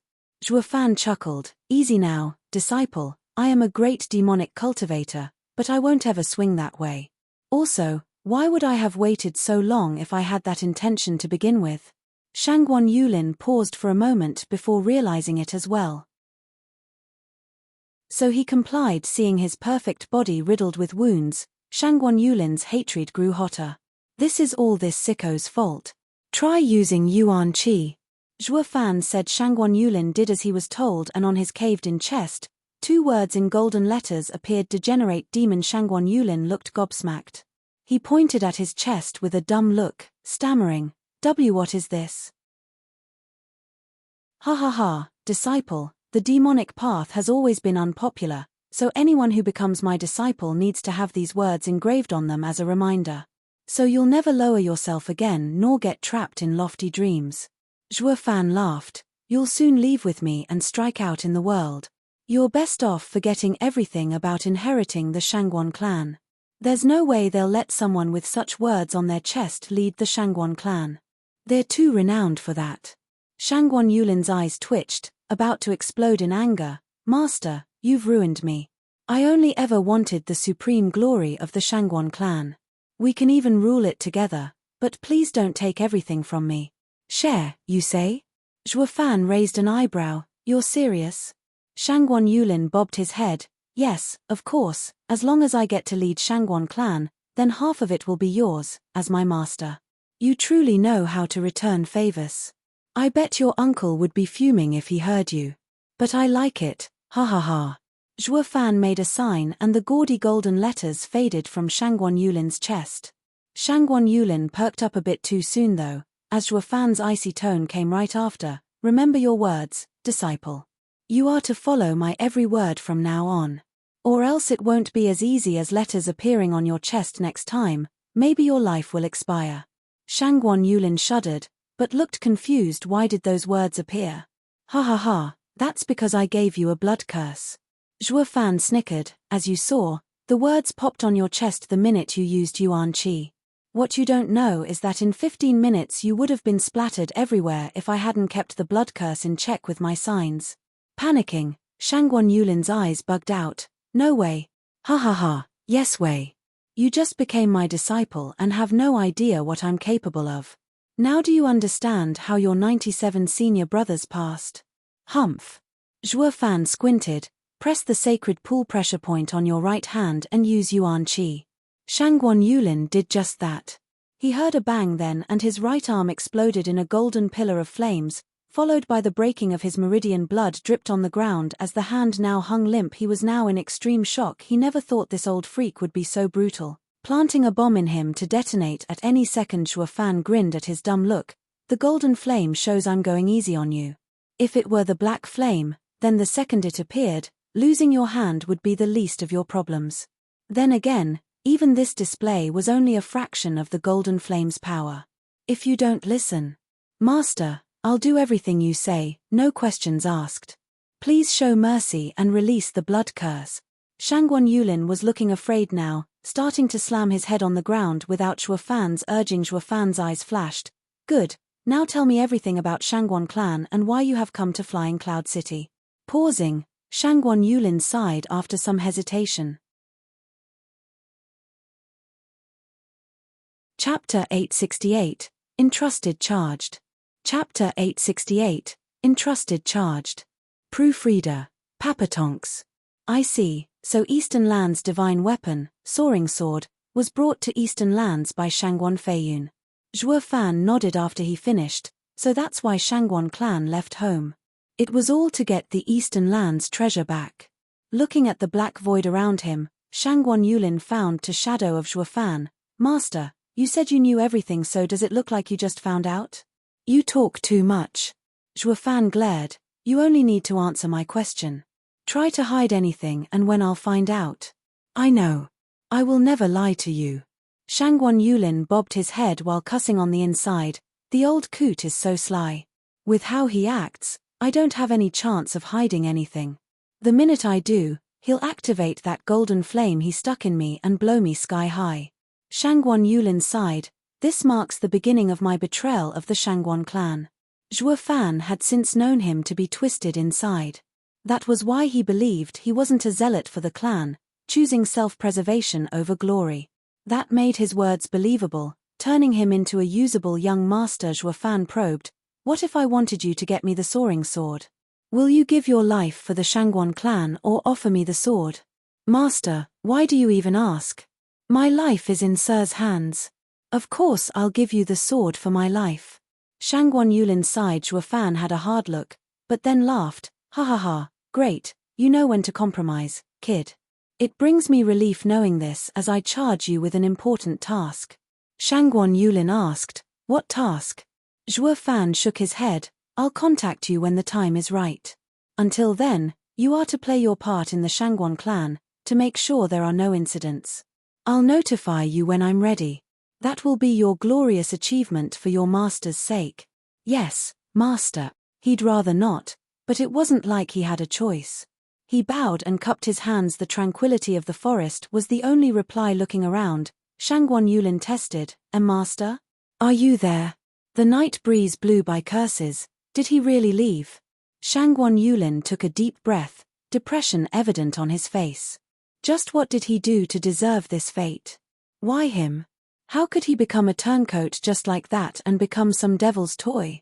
All he could do was hang his head and trudge along dejectedly until the devil whispered in his ear.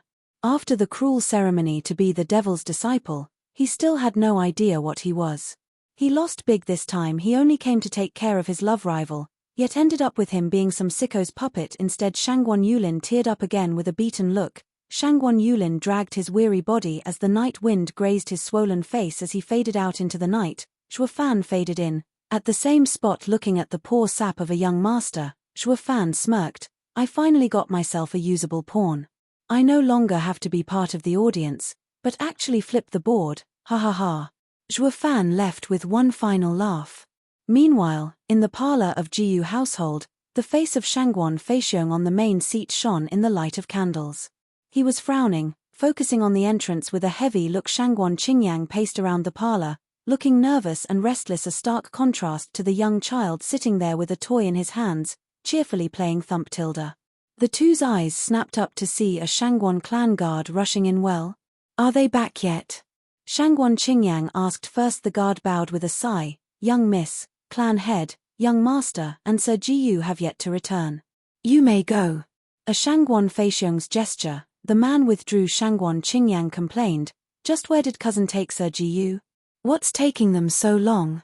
Dad, tell me they're all right.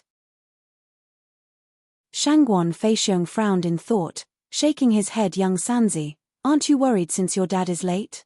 Shangguan Qingyang turned to the carefree child playing with the toy. She knew the father and son were very close, sticking to each other like glue. So why was it the kid showed no care when his dad went missing? It made no sense. Jiyu Santong glanced at her, not stopping his playing for her sake. My dad is too great for something to happen to him. Even if it does, it's the other side who'll suffer. What do you mean by that? Shangguan Qingyang was baffled. Jiyu Santong had a vague smile on his face in reply. It only worked to puzzle this young missy to the extreme. Hurried footsteps were heard as a guard barged in with a cheerful cry, clan head, young miss, young master is back. Truly. Shangguan Feixiong shot to his feet and walked for the door, with Shangguan Qingyang right behind him. They didn't get far, as Shangguan Yulin's wretched figure and swollen face entered the parlor with a casual step. The two were stunned, scanning Shangguan Yulin's remaining obvious facial features and crying in shock, who are you? See. I told you it's unclear who had incidents, humph. Jiu Santong was still in his seat and glanced over with a sneer as he played on. Shangguan Yulin's mouth quivered, looking at his uncle and cousin with a heavy heart. Seeing them so happy, he was choking on his words. Uncle, cousin, I'm back. Why you Yulin? Still incredulous, Shangguan Feixiong stammered. The guard explained. Clan head, he is indeed young master. He just came back and had us all jump. But we knew him from his aura. Shangguan Feixiong finally took notice of the air around the swollen head, finally putting a name to this strange face. What shocked him wasn't that though. What happened? Why are you like this? What about Sir Jiu? Where is he? Wasn't he with you? Shangguan Qingyang asked. Shangguan Yulin's face fell, his anger spiking. Cousin, you're my kin, yet instead of asking about me you worry about someone else. Am I that insignificant to you? Shangguan Yulin felt wronged, remaining silent. This had Shangguan Qingyang growing frantic. Cousin, where's Sir Jiu? Didn't I tell you to watch over him? Why are you returning perfectly fine while he's missing? Shangguan Yulin shook, on the point of spewing blood. Fine? Cousin, does anything about me look perfectly fine to you? I just came back from an encounter with a patrol. But seeing me so roughed up, they pitied me and didn't interrogate me. You call that perfectly fine? Why do you only care about him? What is going on between you two? What are you to each other? Shangguan Yulin's heart was crushed, wanting to howl at the sky. Only his uncle's presence stopped him. Did cousin come back yet? Cries were heard from outside and soon, Shuafan's figure rushed in. He looked drenched and tense as he asked quickly, Uncle, cousin just left me. Shangguan Feixiong's face twitched, looking from him to the unrecognizable Shangguan Yulin. They shook their heads. What did they do anyway?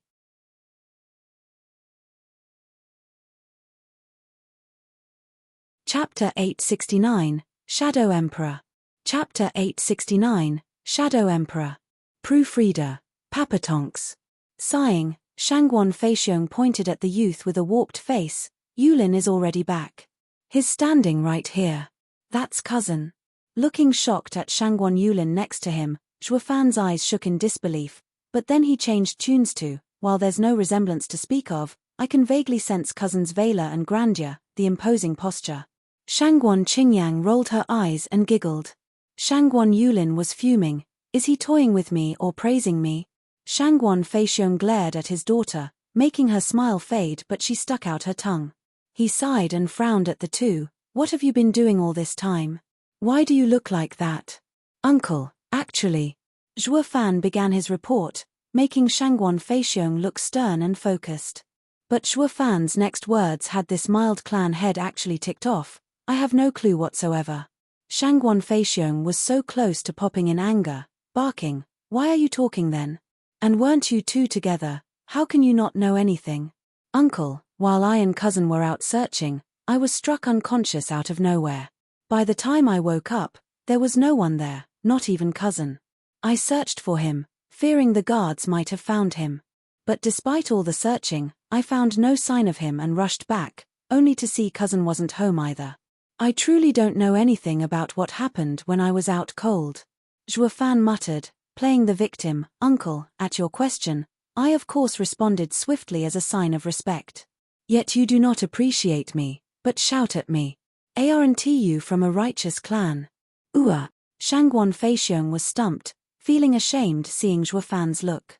But he was also gratified. While Shuafan was a flippant rogue, he could still tell from that recounting he forewent his safety in danger. Worrying for his friend and searching all day through the city to find him such loyalty was just the kind Shangguan clan preached, clueless that all of it was merely an elaborate excuse for his late arrival. All of it was to get closer to the clan. Loyalty was the farthest thing from his mind with Shuafan's vile character. What the hell kind of loyalty would he have after meeting you guys for just a day?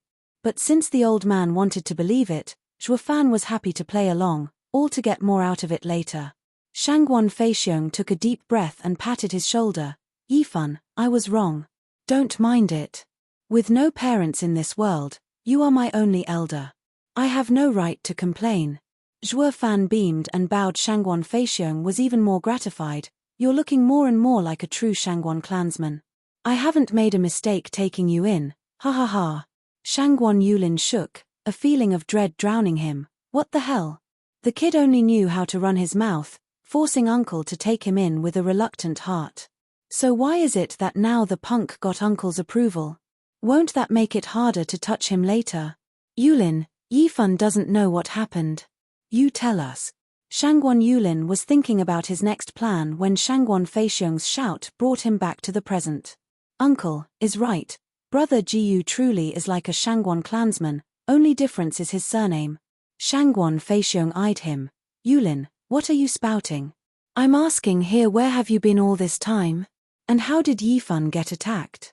Oh, that. Wiping the cold sweat off his brow, Shangguan Yulin had a dry smile as he made excuses. Uncle, I and Brother Jiyu had followed a patrol in the forest since they were being suspicious in their actions. I never thought they had a sentry post hidden as well, ambushing us. I panicked and blocked in reflex, not even realizing the shockwave would catch Brother Jiyu by surprise and knock him out. 6 people then showed up, forcing me to flee upon facing such strong opposition. Zhuo Fan's brow rose, sparing him an approving glance. He's a genius all right, making perfect lies on the spot that encompasses all doubts. He's one crafty guy. Even I would have believed him if I wasn't there. Shangguan Feixiong frowned. So, you abandoned Yifan? No, Uncle, please hear me out.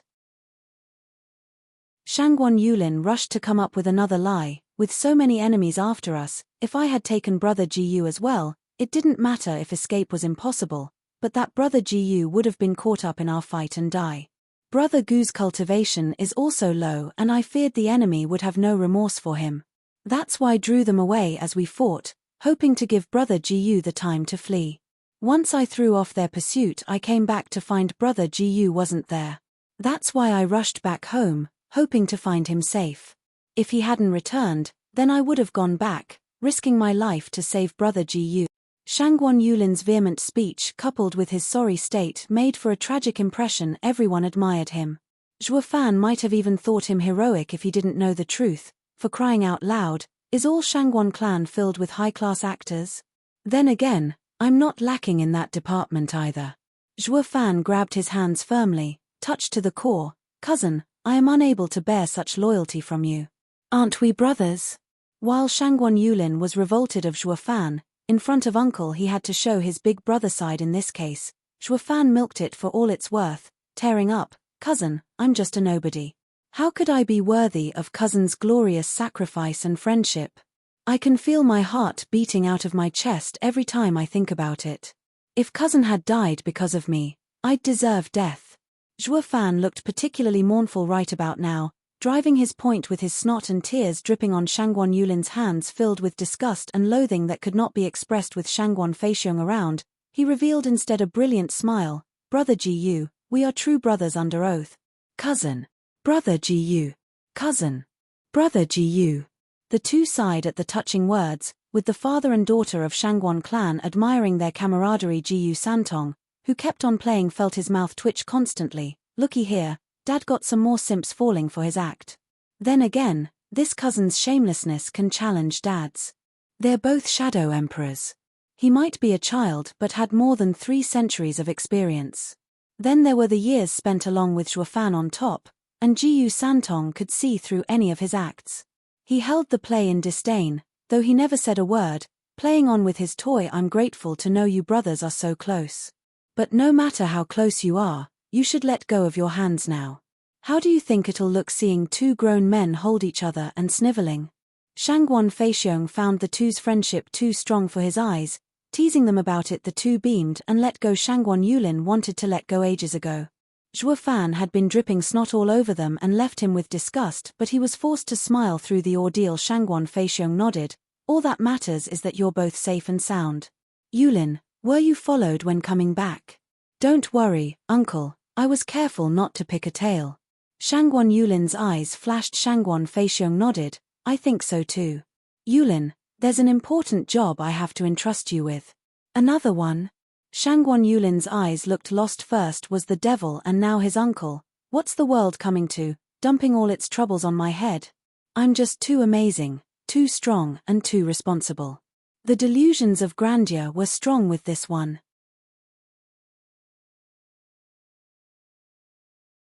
Chapter 870, Overreaching. Chapter 870, Overreaching. Proofreader, Papatonks. In the dead of night, Shangwon Feixiong brought Shangwon Yulin through the halls towards a plain room. He bowed. Venerables, I've brought him. Enter. Shangwon Feixiong nodded at the aged voice and went in with his nephew.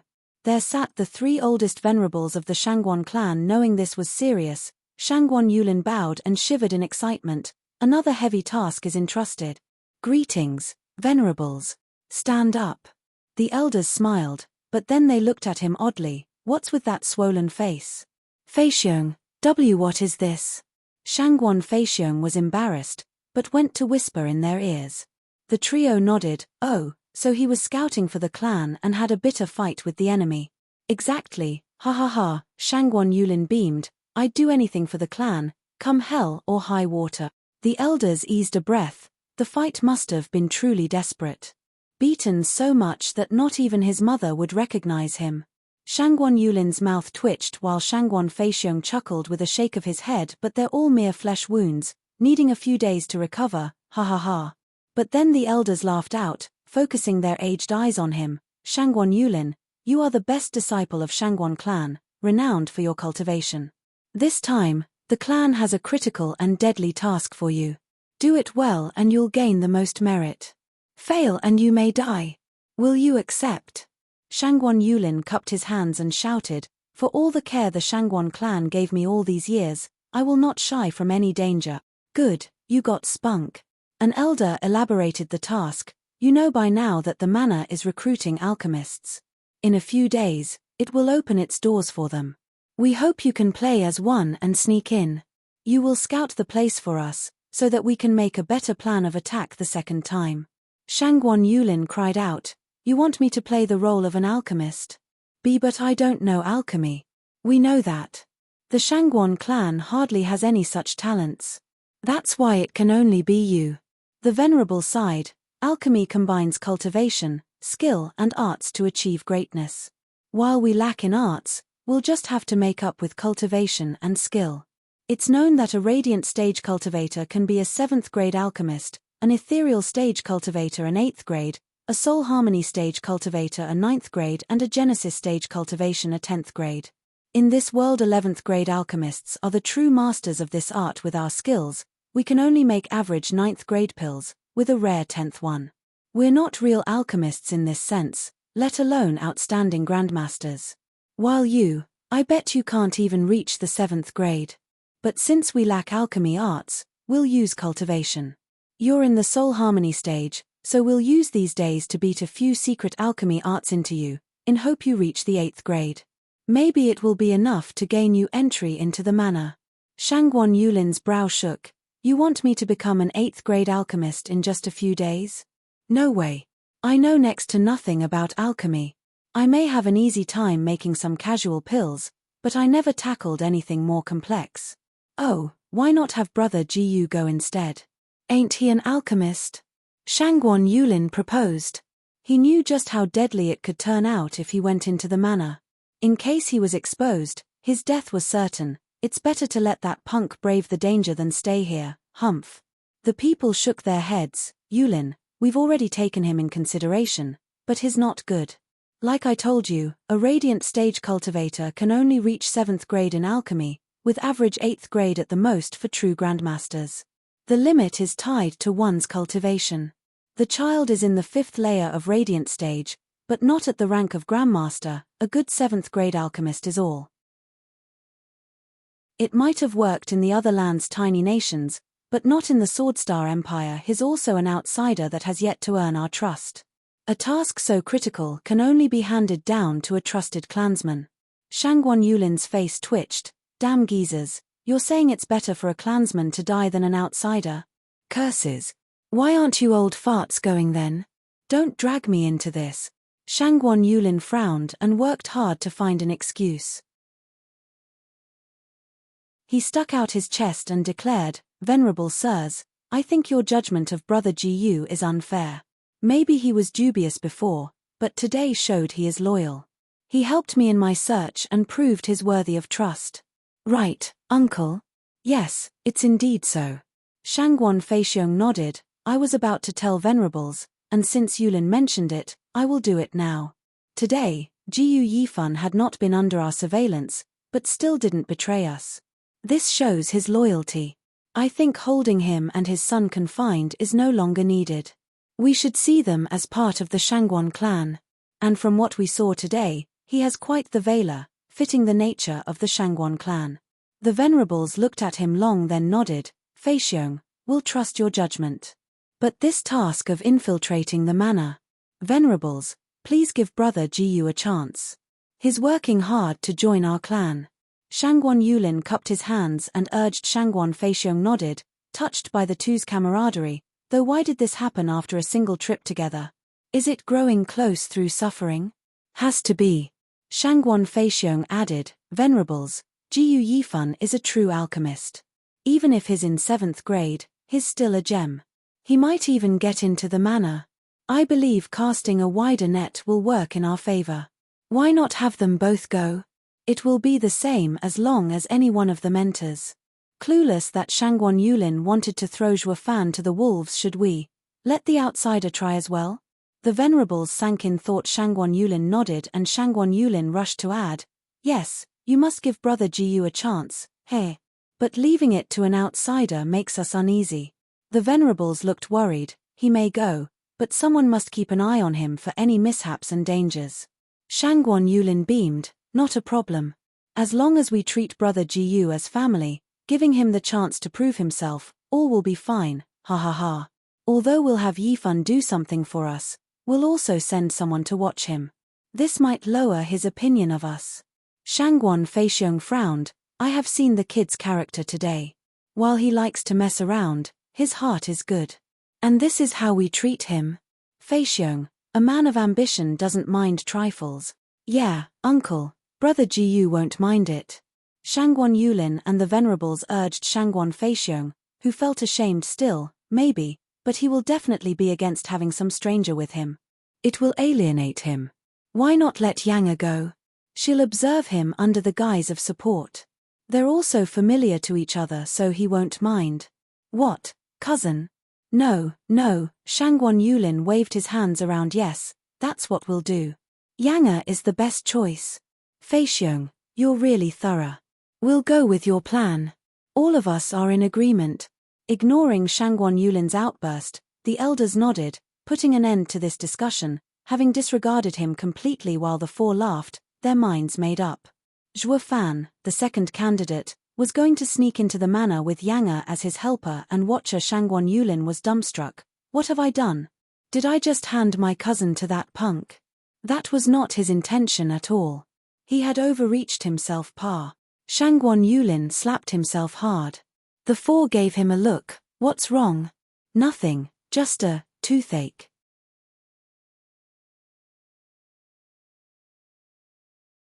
Chapter 871, Pill King Convention. Chapter 871, Pill King Convention. Proofreader, Papatonks.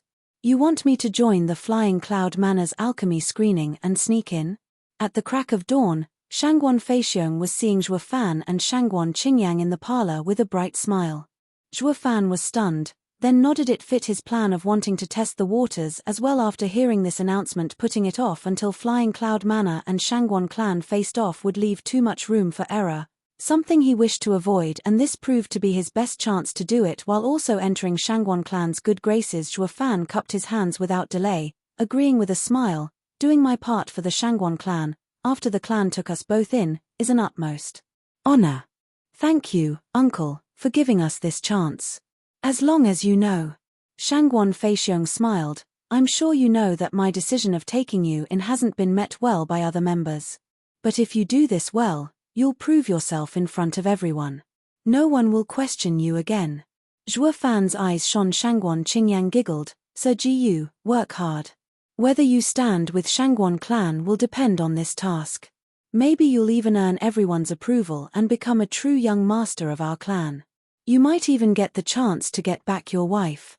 It won't matter who you offended in Western lands when the Shangguan clan has your back. You'll finally be together. Zhuo Fan gave him a long look, but seeing her clear eyes, he returned a smile. Oh, I see. I was wondering why this Missy cared so much for me and my son. I wrote it off as being my immense charm's fault. Who knew she wanted to get me and my wife together again? How kind. A shame it's not that simple. With a dimmed gaze, Zhuo Fan shook his head. Even if you become one of us, you can't go on a rampage. Shangguan Feixiong glared at his daughter. But then he smiled at Zhuo Fan. Don't worry, Shangguan clan is no pushover. Do this well and I will definitely help you out. Even if Double Dragon Manor is involved, I'll give you justice. Thank you so much, uncle. Zhuo Fan bowed. Double Dragon Manor. If it were that easy, I'd have done it myself. Yanger, we planned on sending Yulin with Yifan at the competition. Shangguan Qingyang continued. Yulin is a steady man and can take charge. Yifan's cultivation is low, so you will have to assist him in making sure he's selected. Got it. Shangguan Qingyang gave a firm nod with a happy look. Yes, father.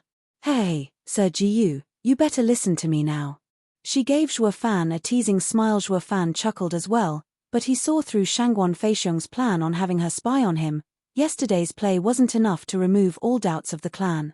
Which was normal, especially with such an important task. Caution was paramount. Zhuo Fan and Shangguan Feixiong exchanged a few more words before he left with a bow. Shangguan Qingyang skipped behind him the next few days. Shangguan Yulin and Zhuo Fan went through a personal hell. Shangguan Yulin, being the most promising seed, was instructed personally by the three venerables in the intricate arts of cooking herbs into pills. Day in, day out, he was found hovering over the cauldron, soaked in its fumes, instructed in the fine arts the elders were hardly familiar with. That was because Shangguan Yulin had the cultivation but not the skills. Thus the elders went harder on him, in hope his skill improved faster. On the other hand, Zhuo Fan's days were paradise by comparison. Everyone knew him as an alchemist, so that was that. That was why he was left to his own devices. All he had to make up for was cultivation, but cultivation wasn't to be rushed either. Which made this backup, Shangguan Yulin's replacement, disregarded in this aspect. With the confinement ending, Zhuo Fan was out in the world again, with his son. With clan head's daughter leading along, he was the envy of anyone as he enjoyed himself. Shangguan Qingyan's role was the observer, but young San's infectious playful nature got the best of her, making her grow closer and closer to the pair. It went as far as going in the back of the house to have a blast with them. This only worked to sour Shangguan Yulin's mood, being wiped like a donkey over the cauldron by the elders.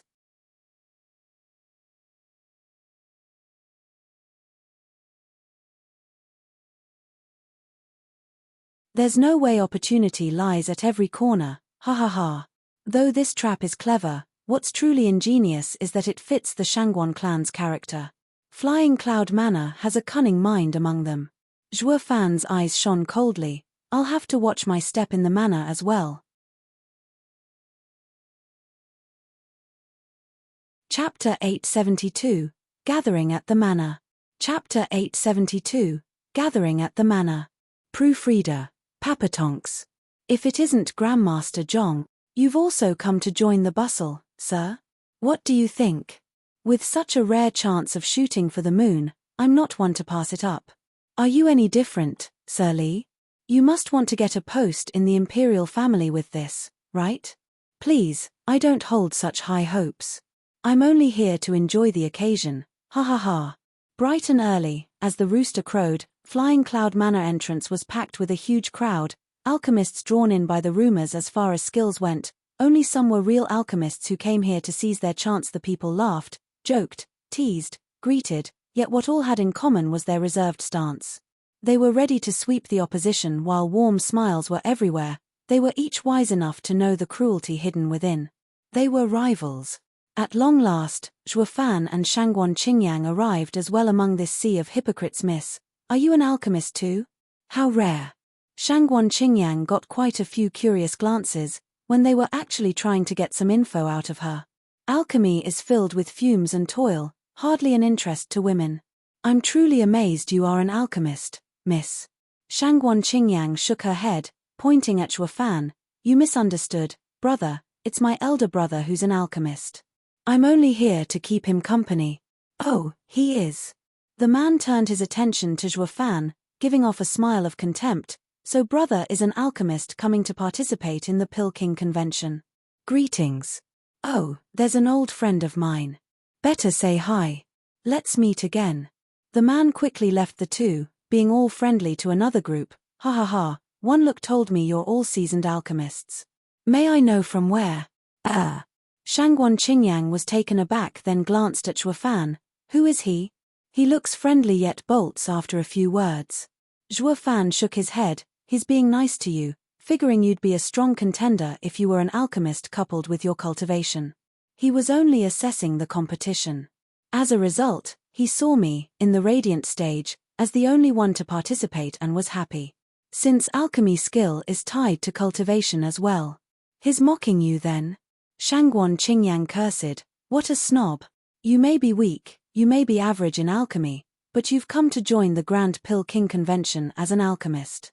Much better than those fakers coming fighting for scraps. I never liked their type. Staggering, Zhuo Fan's heart fell. Sister, they might look down on me, but at least you should appreciate me. Why are you calling me weak and average in alchemy? Don't you know you're bruising my ego? Oh, sorry, I was just trying to help you out. Shangguan Qingyang beamed as she apologized. I got too excited and didn't mean it like that. Moreover, I'm stating facts. As a fifth-layer radiant stage cultivator, just how great of an alchemist can you be? If you were entrusted with such a heavy task, why then did Dad force cousin to go through alchemy the past week? Zhuo Fan's face twitched hard and almost spat blood. Sister, I beg of you, never try to take one side again. I have great tolerance and can take it, but others would fly into a rage by now. You're not helping me here, but the other. Isn't it all because of you too? Shangguan Qingyang blushed and glared at him with a pout. Hanging out with the two of you every day, my mind's jumbled up and don't even know what I'm saying anymore. Yesterday, cousin failed in making an 8th grade pill and father was concerned if he would pass the selection. I tried soothing cousin, but he took my kind words the wrong way and almost blew a gasket. PFF. Zhuo Fan almost laughed out loud. Shangguan Qingyang was flabbergasted, beating his spin in embarrassment. What are you laughing at? It's all your fault for teaching me this. I didn't teach you anything. You're just a natural when it comes to cutting someone down to size. Ha ha ha, don't laugh. The light punches kept coming, with Shangguan Qingyang looking distraught. My Shangguan clan is one of virtue. The only reason I became like this is because I spent too much time around you. It's all your fault. Can't you be more gentlemanlike? All the time you only know how to talk back and mock, ruining your son and even a lady like me. Don't blame me. Who told you to stick around every day? No, it's all on you. The two argued in front of everyone, having fun regardless of the audience. Only one pair of eyes watched them with hatred and fury. It was none other than Shangguan Yulin. To not cast any doubts on them, the Shangguan clan planned for Shangguan Yulin and Zhuo Fan to act like strangers. Zhuo Fan was registered in Flying Cloud City, so nothing he did was eye-catching, while Shangguan Yulin had to be subtle about it before falling back, faking that he was like everyone else, attracted by the Pill King convention. This way, with one egg in another basket, the chances of failure dropped. At the very least, if Shangguan Yulin was found out, there was still Zhuo Fan safe. Making the GU household safe in turn Shangguan clan's plan was ingenious, just that they omitted this young master's mood. Watching the two having fun, Shangguan Yulin was about to explode, with veins popping on his hands. Oh, is brother an alchemist? A soul harmony stage cultivator too. A most unfriendly voice sounded, from the same man who probed the others before, showing his fake smile. Brother's alchemy must be amazing, in the 9th grade I bet. May I ask from where? Shangguan Yulin spat. Buzz off. What did you say, brother? His anger made the words somewhat unrecognizable, and the new guy asked again despite the danger he was in. Squinting, Shangguan Yulin showed a nasty grin. Do you want to know my master? Humph, he is the most amazing man in the central area that everyone knows. But I can't say it here. Let's go somewhere quiet and I'll tell you. Shangguan Yulin walked to a corner and was gone. The man was excited as he followed, but just as he made a turn, his mouth was covered. What followed was an endless string of dull sounds as punches rained down on the hapless fool. An hour later, Shangguan Yulin came out in the light looking refreshed and smiling. Ah, much better. He went back to mingling, with a faint groan coming from behind Wi. A bloody hand stretched out of the corner, before slumping down and slowly crawling out was an unrecognizable man into the light. He cursed, "What the frickin' hell? We were just talking. Why the violence? What did I ever do to you? I didn't kill your father, nor steal your wife." Sobbed Tilda. How was he to know that the man he accosted had indeed had his girl taken? Just that he couldn't vent on the culprit and had him be the target instead, since it just so happened he was the wrong guy at just the right time. It was just now his day for this unfortunate soul. Wiping the blood from his nose, he gnashed his teeth. Curses, wait till I'll tell on you. With a creak, the manor gate opened and a Soul Harmony stage guard stepped out and cupped his hands to announce, "Alchemists, the Lord welcomes you." He turned around and led the way, in the crowd followed excitedly, eyes brimming with hope. They felt glory was just around the corner. Release schedule, +8 GMT 0400 0800 1600 2000 from Wednesday till Sunday 22444444.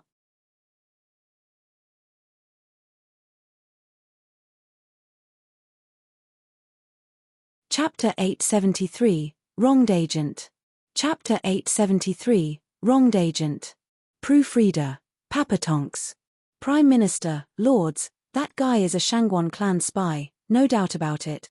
In a lavish and grand hall, 3 figures sat in front. On the left, Prime Minister Bailey Jingwei, in center, Shangwan Feiyun, and on the right, dragon-cleaving Sword King, Dan Qingshan. The 3 looked calm, their eyes lowered at the bloody mass below. The man wore a victimized look, his hand constantly wiping his bloody nose as he recounted, "Sirs, you must believe me. He is most definitely a spy Shangwan clan sent into Flying Cloud Manor." Glancing at him, Bailey Jingwei had a faint smile. Is the Shangwan clan ever brutal? Are they that cocky to think they can get away with doing something so conspicuous? Yeah, I, for one, would keep my nose down in another's home. Avoid trouble like the plague and not go around beating people. Dan Qingshan covered his teacup with the most mocking smile. Bailey Jingwei smiled, turning a deep gaze on the victim. His tone was anything but kind. "Try to repeat that. Just tell me again that he's related to the Shangwan clan." Well, his eyes darted all over as he spluttered, "Bam." Bailey Jingwei slammed the table. "I had you sent out there to scout for information, to be the first outpost. It's to gather information, not to let it go to your head and get revenge. Yeah, an undercover agent is to blend in just like a spy would." Sighing, Dan Qingshan mocked, "But I guess with how the guards are always conceited, they have a hard time staying unknown, ha ha ha." The victim looked hurt by that remark and hurriedly explained, "Sirs, Prime Minister, I have been keeping a low profile." "Then why are you here like this, a bloody pulp?" Shangwan Feiyun barked, pointing at his nose. The man's mouth quivered. "Why was I beaten black and blue anyway? I was only talking to him." Bailey Jingwei shook his head and muttered, "There are no true coincidences in the world. Everything has a reason. Why is it that of all the quiet alchemists at our gates, only you stand out? And the other left you breathing as well. This shows he didn't find you out as being an agent. Being exposed would definitely have gotten you killed by the Shangwan clan, yet this didn't happen, only suffering some bruising. Now you're coming here and tell us he's from the Shangwan clan? Ha ha ha, you take us for fools. You think Flying Cloud Manor is your backyard to do as you please? No no no. I'd never, never." The man panicked and shivered in fear. Bailey Jingwei mocked, "Then I'll ask you again. Is that man really from the Shangwan clan?" Well, his heart fell, his body shook, and words came hard. Having it all figured out, Bailey Jingwei ignored him and turned an angry stare at Shangwan Feiyun. "Sword King Feiyun, he's your man. I was only borrowing him for something, but now he even refused to take responsibility for his own mess. I just don't know how to deal with him.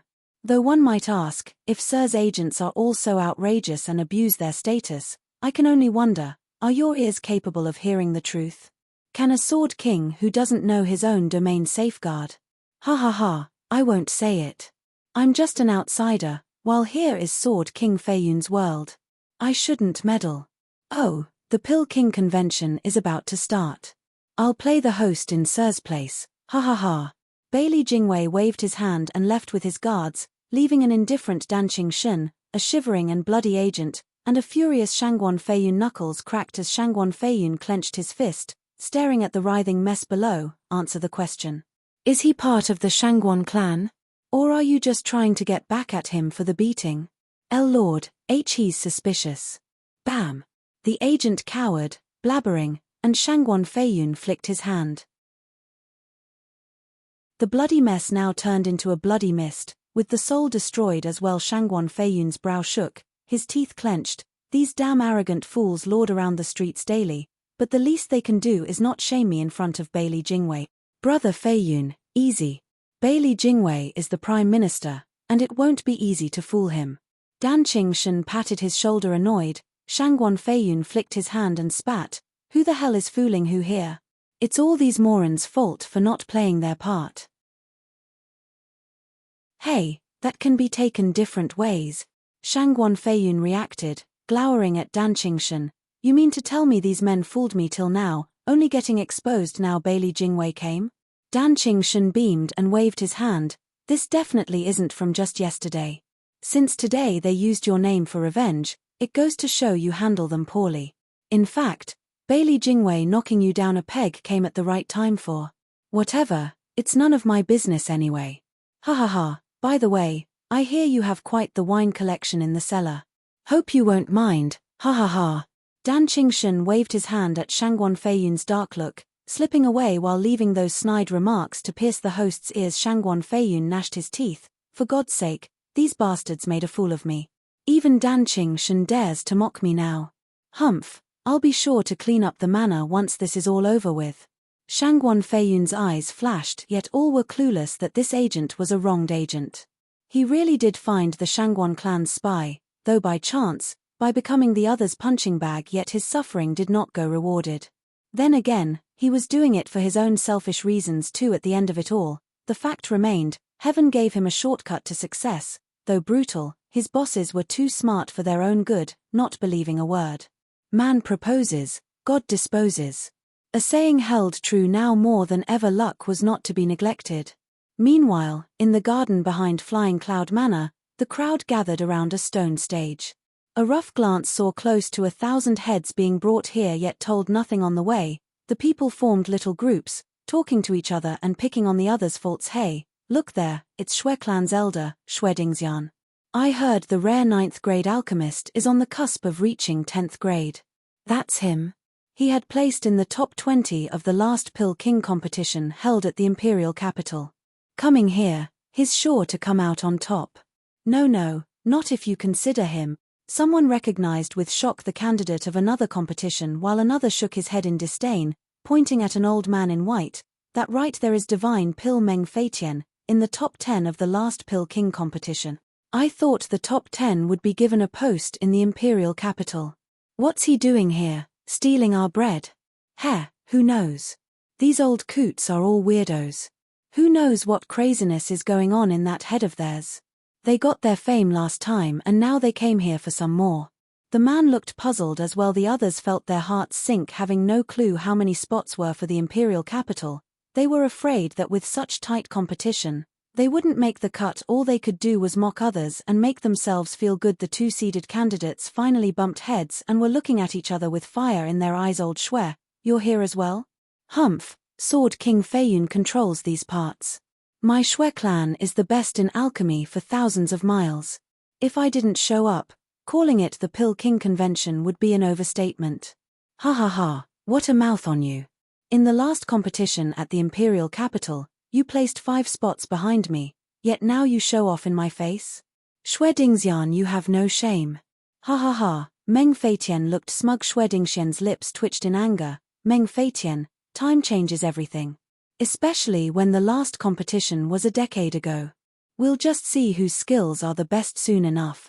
Ha ha ha, then I can only oblige you and have you taste the bitter flavor of defeat once more. Meng Feitian laughed.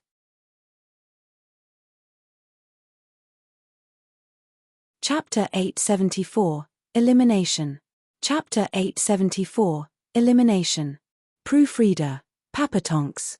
Shui Dingxian was fuming, his hands shaky, his face all red. Bailey Jingwei just arrived to see the petty Meng Feitian and held his head, Wasn't he supposed to have a post in the imperial family's alchemy department?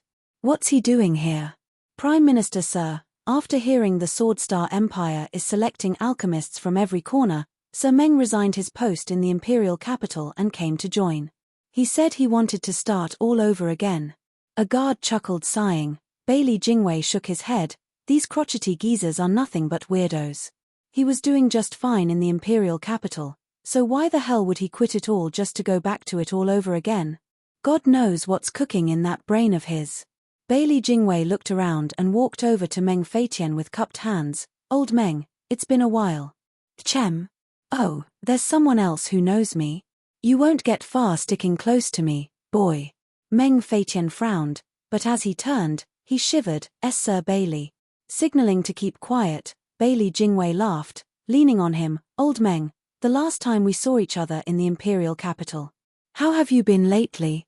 Thank you, Prime, young master, for your concern. I've been doing very well, ha ha ha. Wiping his brow, Meng Feitian's smile was strained. Xue Dingxian gave him a funny look. What's with the usual smug Meng Feitian looking so scared all of a sudden? A look at this youth and he has him shaking in his boots. He scanned Bailey Jingwei with quizzical eyes. Old Meng, I heard you've done well for yourself in the imperial capital. Why leave and come here? Didn't you earn your place in the imperial family?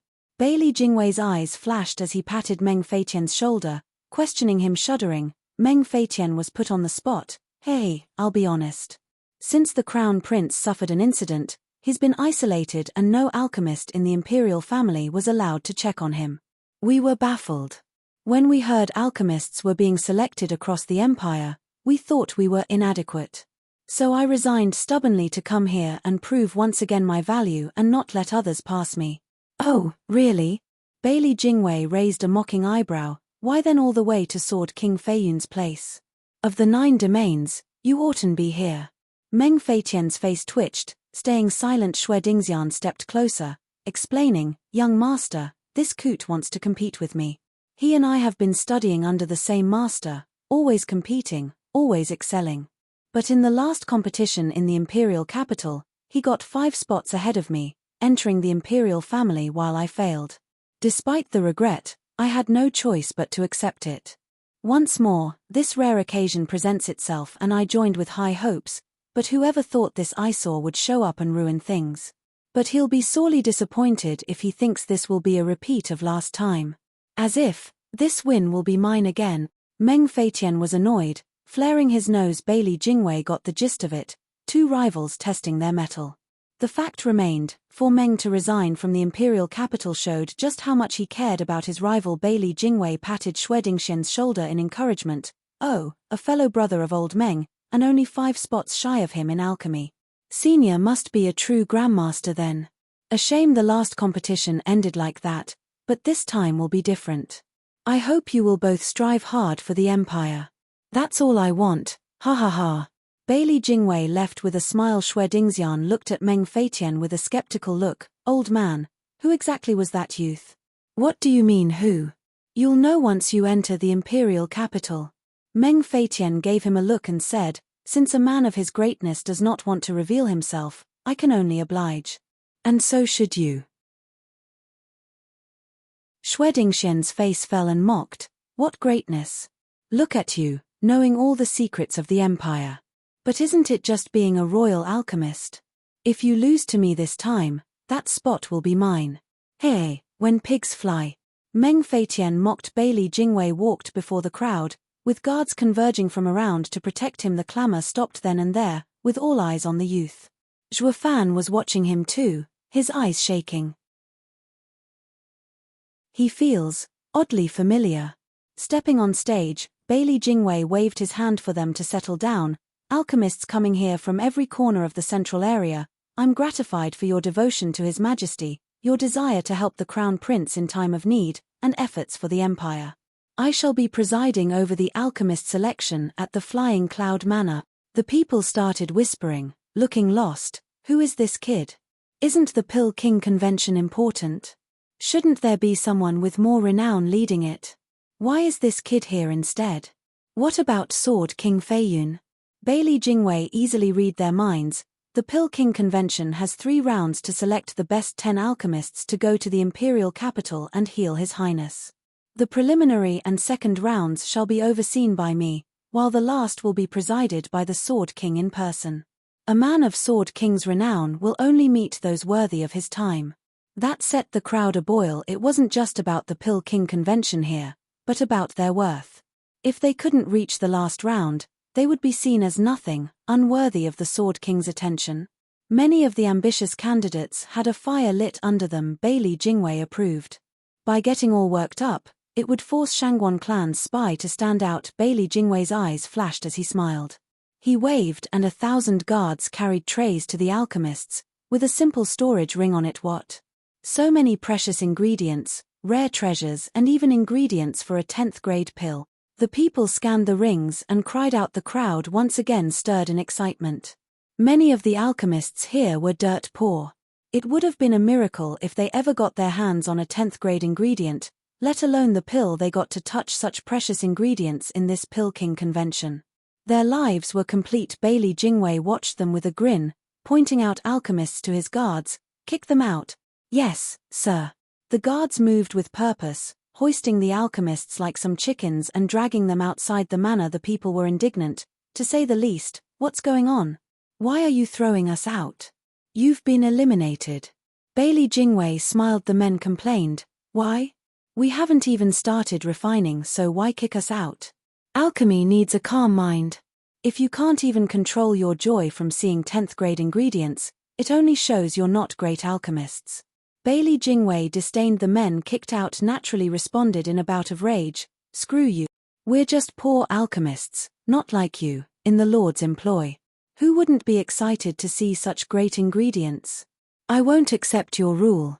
Bailey Jingwei shook his head. The crowd whispered. The Pill King Convention turned out to be harsher than they realized, even involving an alchemist's joy. Wow, it's my first time being at such a tense competition. Shangguan Qingyang smacked her lips. Shuo Fan nodded with a smile. But looking back at Bailey Jingwei on stage, he turned grave. It might look like it was out of requirement of an alchemist, but what Bailey Jingwei did was eliminate the ones less likely to be Shangguan clan spies. Shangguan clan was the best clan in Eastern lands. No way they would bat an eyelid in front of some meager 10th grade ingredient. So while it looked to be selecting alchemists, it was more to filter Shangguan clan spies. I just knew the Pill King Convention was a trap. Now I know why I found him familiar. He's just like Zhuge Changfeng. Wearing a crooked smile, Zhuo Fan shook his head. The kid is something all right. You're tuning in to the Celestial War YouTube channel. Don't forget to subscribe and join us on this journey to catch the most captivating stories.